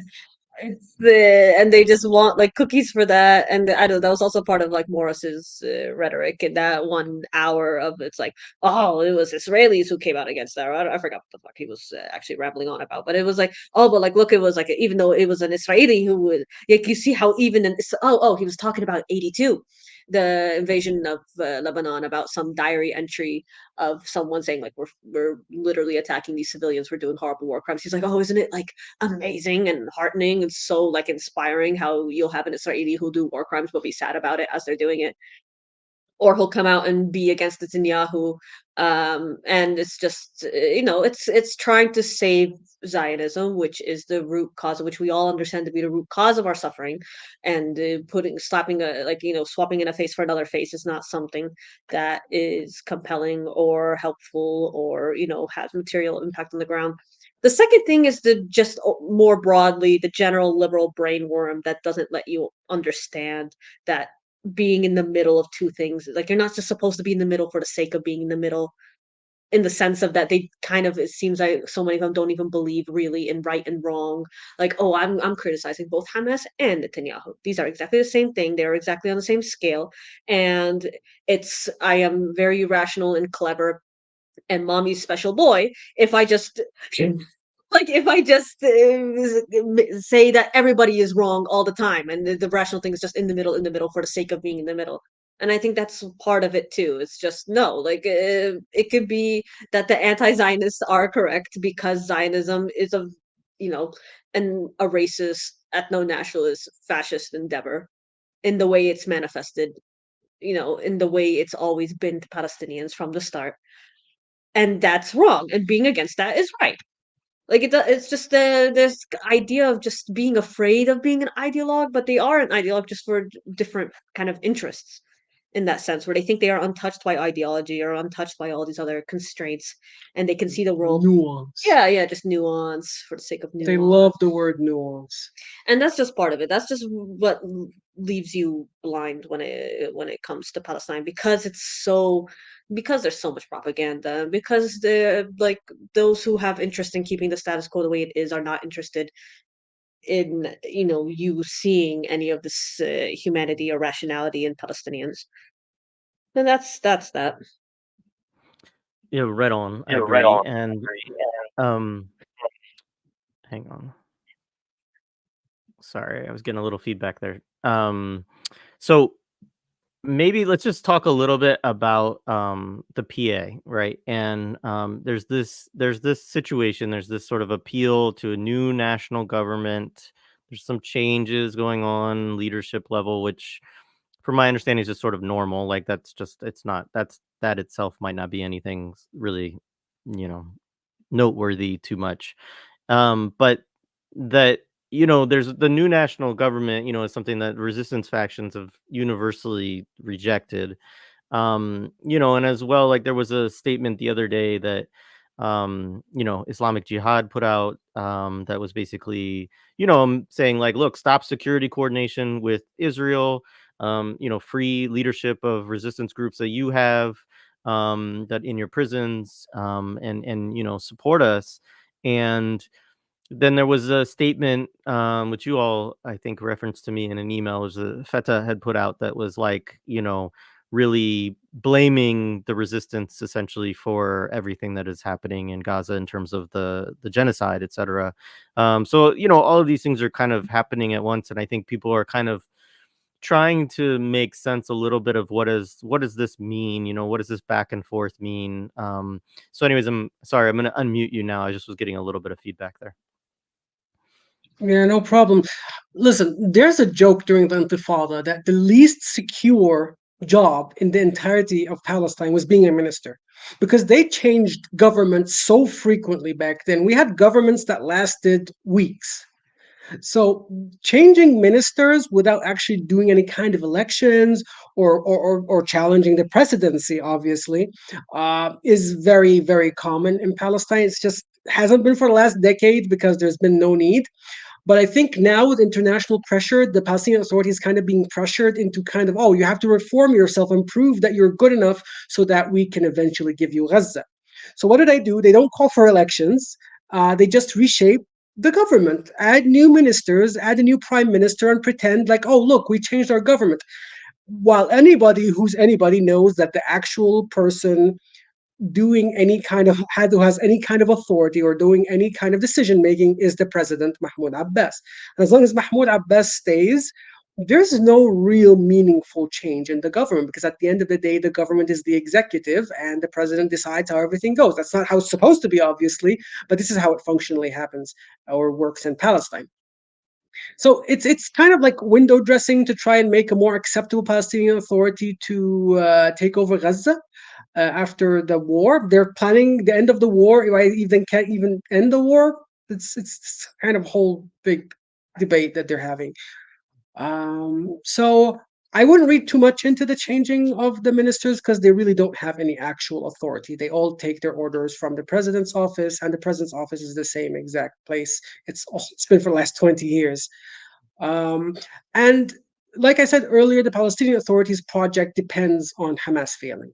Because if they have any kind of success, even if it's symbolic, it will just completely topple what remains of the little legitimacy that they have. People are openly identifying them with Israel. They're openly seeing them as collaborators with the occupation. It's not just that they're not doing anything or they're not doing enough. It's that they're openly complicit. It's that they're openly arresting people who are criticizing Israel.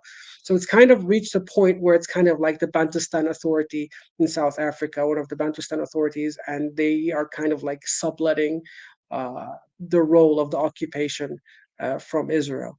What else? Do you have something to add? Yeah, so the statement before Fatah's Mhm. statement was Hamas, Islamic Jihad, PFLP, and National Initiatives. Yeah, مبادرة الوطنية.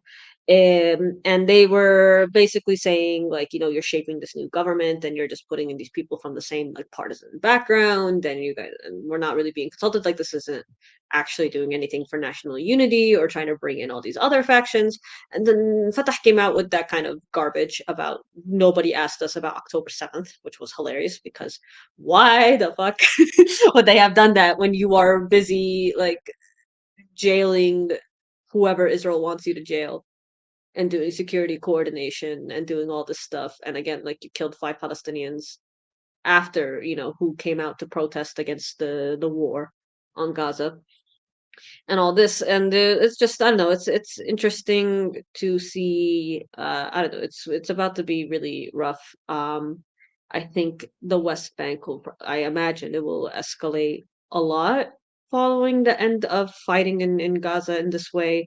And it's tiresome. We're just always Unity is always used as this bludgeon against us. Like, unity with who? For what? To do what?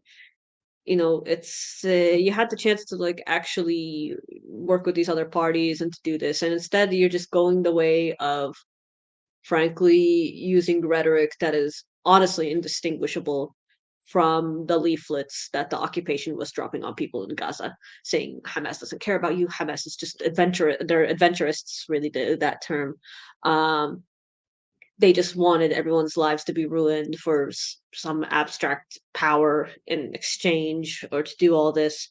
It was despicable. It wasn't particularly surprising in the sense that, like, obviously, as a party or as a ruling party, they have not been pro resistance. They have been pro, selling us this guise of normalcy.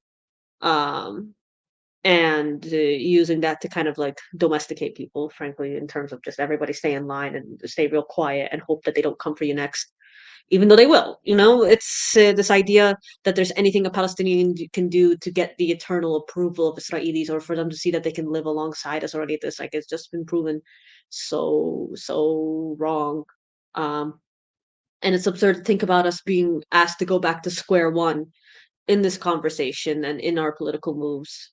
Like, I don't know, you don't get to genocide, like, do genocide again after the Nakba and everything in between, and then you come back and start talking about, like, coexistence and being fine when, these killings, these horrible things that we've been seeing in Gaza have been approved by the vast majority of the Israeli public. They would even, so many of them would even say that it hasn't gone too far enough, and will start telling you that they will. I heard about a kid with a Mein Kampf book in their room magically, so whatever, kill all the kids. It's This is all to say that so many of us for a long time, from Nizar Banat, obviously, before he was assassinated for his words against the PA, is we do understand them as the local implementation of the occupation. I don't think there's any. I don't know. We're at a certain point, we even get sick of just words about this. It needs to be backed by action, but I don't know. It's quite dark times ahead.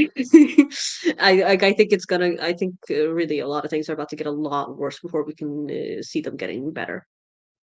And that's what that statement said to me. It was trying to draw this line in the sand of how many people, and because of how horrible the things we've been seeing in Gaza, how many people have taken that as a lesson to get in line, and how many people understand that we have to put an end to this. Yeah, I think the war, like you said exactly, like there are two crowds at this point. One of them saw this war and saw everything, and the consequences of it is about how fake our existence is right now in the West Bank, and like how this illusion of normalcy is actually a charade. And there's another party or group who sees it as, oh well, we need to be better at being, domesticated, so that what happened to Gaza doesn't happen to us. I think this is a fundamental cleavage that, even though I do believe that a majority of people don't see it that way, but I do think that the ones who have a vested interest and the ones who are in power do see it as, let's try to avoid the fate of Gaza. And the ones who don't see it that way don't have power to change anything, or they have no capability to do something, or they're too afraid to do something. Yeah, well, I appreciate all of your kind of everything that you have shared, and the analysis that you all have of everything. There's so one question here from the audience. First, shout outs, folks Oh, just whispering solidarity. There's a lot of positive, I think the audience has enjoyed, enjoyed, I don't, it's always weird to talk in those kind of terms about stuff like this, but, appreciated the things that you've had to say today. Um, but here's a question. So somebody asked if there if any comments on kind of the state of the ICJ case or any updates around it. Obviously I think I'd just say, well, no, I won't say anything. Go ahead. You all say something if you want to.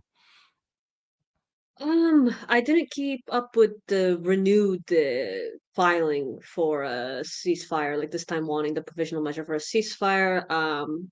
I think it was interesting. I know Ali Abu Nama kind of came out with the analysis of saying that it was a victory for us because we didn't need them to outright say ceasefire because, maybe ceasefires are supposed to be more for just normal wars versus a genocidal war and all that. Maybe there's something to that. I don't know. I don't think he's completely wrong about that, for example. But I don't know. It was, I think, frustrating again for a lot of people in Gaza to not see that transform into immediate action, immediate being forced to compel um to compel for a ceasefire or to kind of these other measures where again if it was well like the way Russia there was such instant mobilization for sanctions or for travel bans, like not one, like not even throwing like a couple of soldiers with the most egregious TikToks under the bus at this point. I think it's been really frustrating to see. I don't know where the case will lead.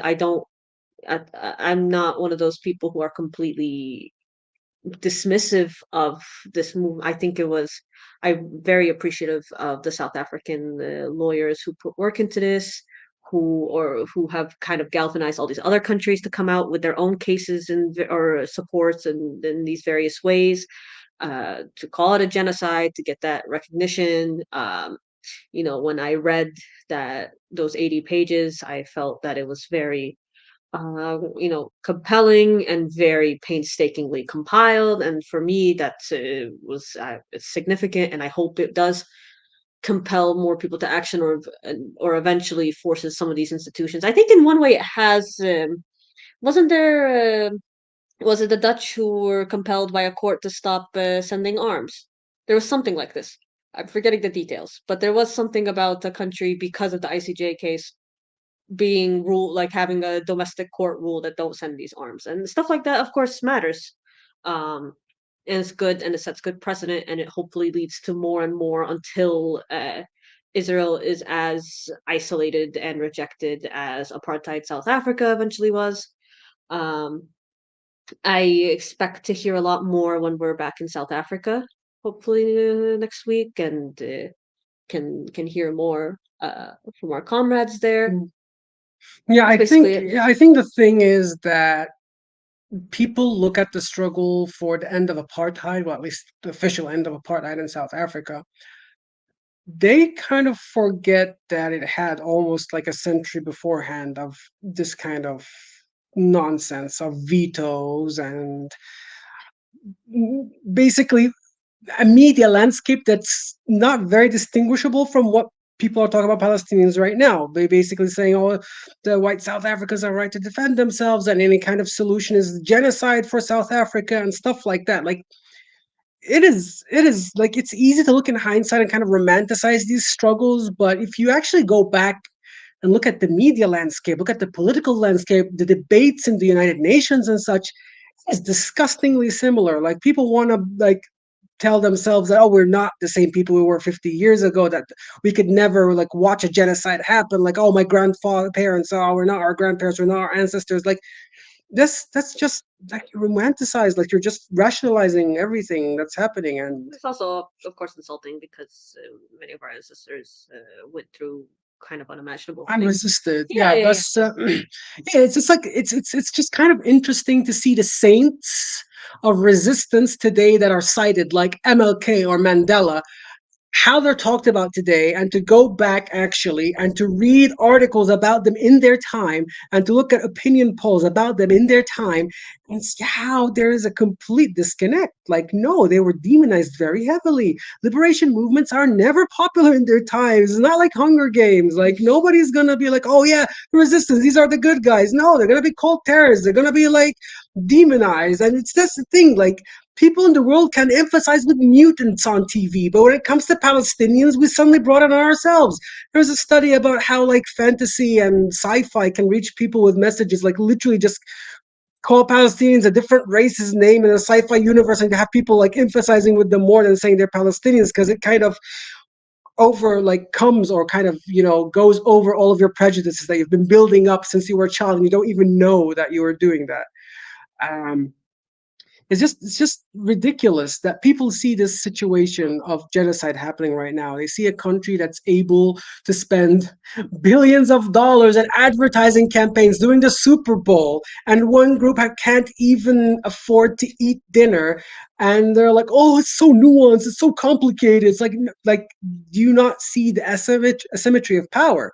Do you not see how different like everything is? You not see, like, these people would be talking about, oh, the Ministry of Magic and Harry Potter, and how the media was against Harry Potter and such, and then they go back and just do literally the exact same thing. It's just like they separate everything. I'm sorry, I'm not exactly like a Potter head or whatever. I read it as a kid, but it's like, you've been ingesting all of this about how media can easily be manipulated to show the good guys as the bad guys, and then you turn around and you just like throw all of that out of the window and treat like the media as this infallible thing. Like, it's just, I don't understand how it works sometimes. Like, all of these superhero movies, and you can't even like put one on one together about anything in real life or the parallels that they build. Last thing is part of the fact that I watched that 1 hour of the Friedman thing. You're like, I watched this, so you don't have to. But it's because the ICJ came up, and Finkelstein was saying how he was kind of blindsided, or not blindsided, but he never expected the American judge to vote in favor of there being a probability that genocide is occurring. And kind of outlining that to me, that section, that was just a collection of all these ministers saying clearly genocidal things, which of course Morris and Creature were just like, oh, it's just a crazy minister. Which again, it's so fascinating when it comes to these like ministers suddenly become just one guy, like, or the prime minister or whatever. He's just a dude. Just a dude on the street, like, well, whatever. Point is that I think it was interesting to see that, like, some of the way these judges voted. I think even the judge was like for some certain provisional measure, just like kind of playing that game. Like, to me, um I don't know, I think it was really just like, oh, with keeping in mind obviously all the problems of international law, and how it was obviously not designed to help national liberation movements. I think they did the best they could with this horribly flawed system. I think so much is left to be said. It was funny because, again, Morris came out with the prediction that the case was going to get dismissed. Finkelstein said that he'll be dead by the time the case is which made me laugh. But I think that, I don't know, it's interesting. There's someone, she's would be more equipped to talk about the case. Her name is Meha Abdullah, and she had some recent analysis about the ICJ case. If anyone wants to go look her up and see what she said, that would probably be good. Yeah. Right on. Thank you for that. I'll just share this. Um, so just related to what you all just talked about. So yeah, it was Thank you. a Dutch court that blocked weapons parts for Israel over undeniable risk to Gaza. So yeah, I mean, in different countries, we're seeing people use these preliminary measures and things like that that have been used, issued by the ICJ. I mean, there was even some interesting, I didn't go too deep into it, but there were some interesting cases brought in the United States against Biden. And as far as I understand the rulings, which I'm not a lawyer and I didn't read the whole thing, but the summaries I read and stuff was sort of like the judge saying, like, yeah, there is a probable risk that he's committing genocide, but we don't really have any power over the president of the United States. And just like, like, oh, great, um, but anyway, I do think nonetheless that all of that stuff does play some kind of role within both if we use the example of what the Dutch courts have decided it can play roles in individual countries. It can give them more cover to be a little bit more courageous in how they decide to break ties or limit the amount of support that they're providing to the Israeli government. Um, and I think I mean, it's interesting. I will say this. I watched one of the imperialist media weekly, CIA showcases that we have on our media basically on a weekly basis in the United States. And what was interesting today is that it was the first time where I heard, and it also, I'm a little bit nervous about this because they're talking about the humanitarian situation in Gaza, and they actually did say, even explicitly at a couple of times that like they called it bureaucracy or whatever, but they did acknowledge that it was Israel that was preventing, aid, right? And it was the first time that I've seen a report where they actually didn't at any point in the report like blame Palestinians or go back and say, okay, well, we have to contextualize this within, October 7th and, issue their full scale like propaganda war about what October 7th meant. Um and so I'm again like I think we should be nervous about some of these things because of also how the kind of humanitarian, you can have a humanitarian war, humanitarian everything. Um, but I will say that it is a sign to me too that like they know their narrative is losing, right? And so they're like trying to figure out like how do we recover at this point, um, you know, some sort of like I don't know, they're trying to regain narrative control, and I think they Mhm. recognize that it's a losing battle right now. And so again, as I said earlier, to me that just tells people that they should continue to intensify what they're doing in terms of protesting, solidarity, resistance, etc. Not take it as like, oh, we're winning kind of thing, but I do think they're feeling the heat sort of thing, not enough, but yeah. So, yeah, I don't know if you all have any other closing remarks. There's, I didn't really see more questions in the chat. A lot of comments. Thank you for yeah. We it has been a good conversation for sure. But yeah, I'll let you all if you all want to say anything in closing. I'll turn it over to you. Just the final thing to add to your point about seeing these reports that are finally starting to like demonize us less. I don't know. I saw things at either BBC or CNN or that was just talking about a Palestinian, their family, and their family was killed by Israel. It's like, oh wow, it wasn't just people randomly dying for no reason in Gaza once again. And I think there is more of that. I think we are pushing for more of that successfully. I think there's more of us who are asking for that than ever. Um, I also, I think I'm interested in the PY, like Palestine Youth Movement. They've been pushing for like a boycott of the New York Times. I think, yeah, finally, honestly, enough is enough. Like the whole mess that The Intercept exposed in terms of their reporting standards and their It's outright, propaganda, yeah. yeah, their outright atrocity propaganda. I think that's very good to be cognizant of and to finally try to divest ourselves from these institutions, stop giving them legitimacy once and for all, not just be against an article here or there, but just no يعني خلاص. Um, that's the thing. I guess closing remark is I just hope that um, you know, we think really seriously that like Gaza has not gotten a break in all this time. Like if any of us are tired, none of us are nearly as tired of, in terms of survival mode, unless you're actually literally in a war zone too. But for the rest of us who have some sort of breathing room, I hope we use that to keep our voices loud, to keep trying to do whatever we can physically to put an end to this, to an end to the blockade, to occupation, to all of this, to stand by the Palestinians, right to be free of this racist exterminationist ideology that is Zionism. And I don't know. I saw someone from Gaza that says, "Okay, we all want Palestine to be free, and we all want to, you know, but how much of us are? What are we willing to sacrifice? Like even our daily routine, So that those are the words I just have in mind lately and everything we're trying to do. Yeah. Yeah, and just we can't go back. We can't go back to the status quo. That's ruptured. It should stay ruptured. We can't afford another 17 years of siege that's going to end in another war or another genocide or another ethnic cleansing that's actually going to be like more extreme this time.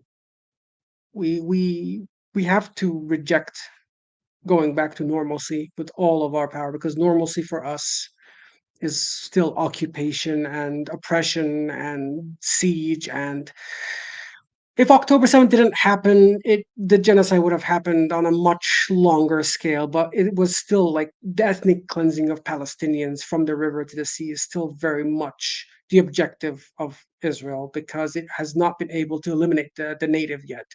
And this is a goal that's not disappeared, and they will continue to pursue it. So we have to reject going back to any status quo. We have to build, I don't know, we have to build a new status quo. We have to build a new future. We have to build something that we can actually spring off of, not have everything that happened be in vain. And going back to the siege after all of this could be the biggest, slap in the face for all the sacrifices that Gaza has made. Yeah, absolutely. I'm going to leave it there because I think both of you have beautiful kind of final remarks there. Again, just a pleasure to be in conversation with you both, and sending you all, of course, our best. And yeah, let's keep up the fight.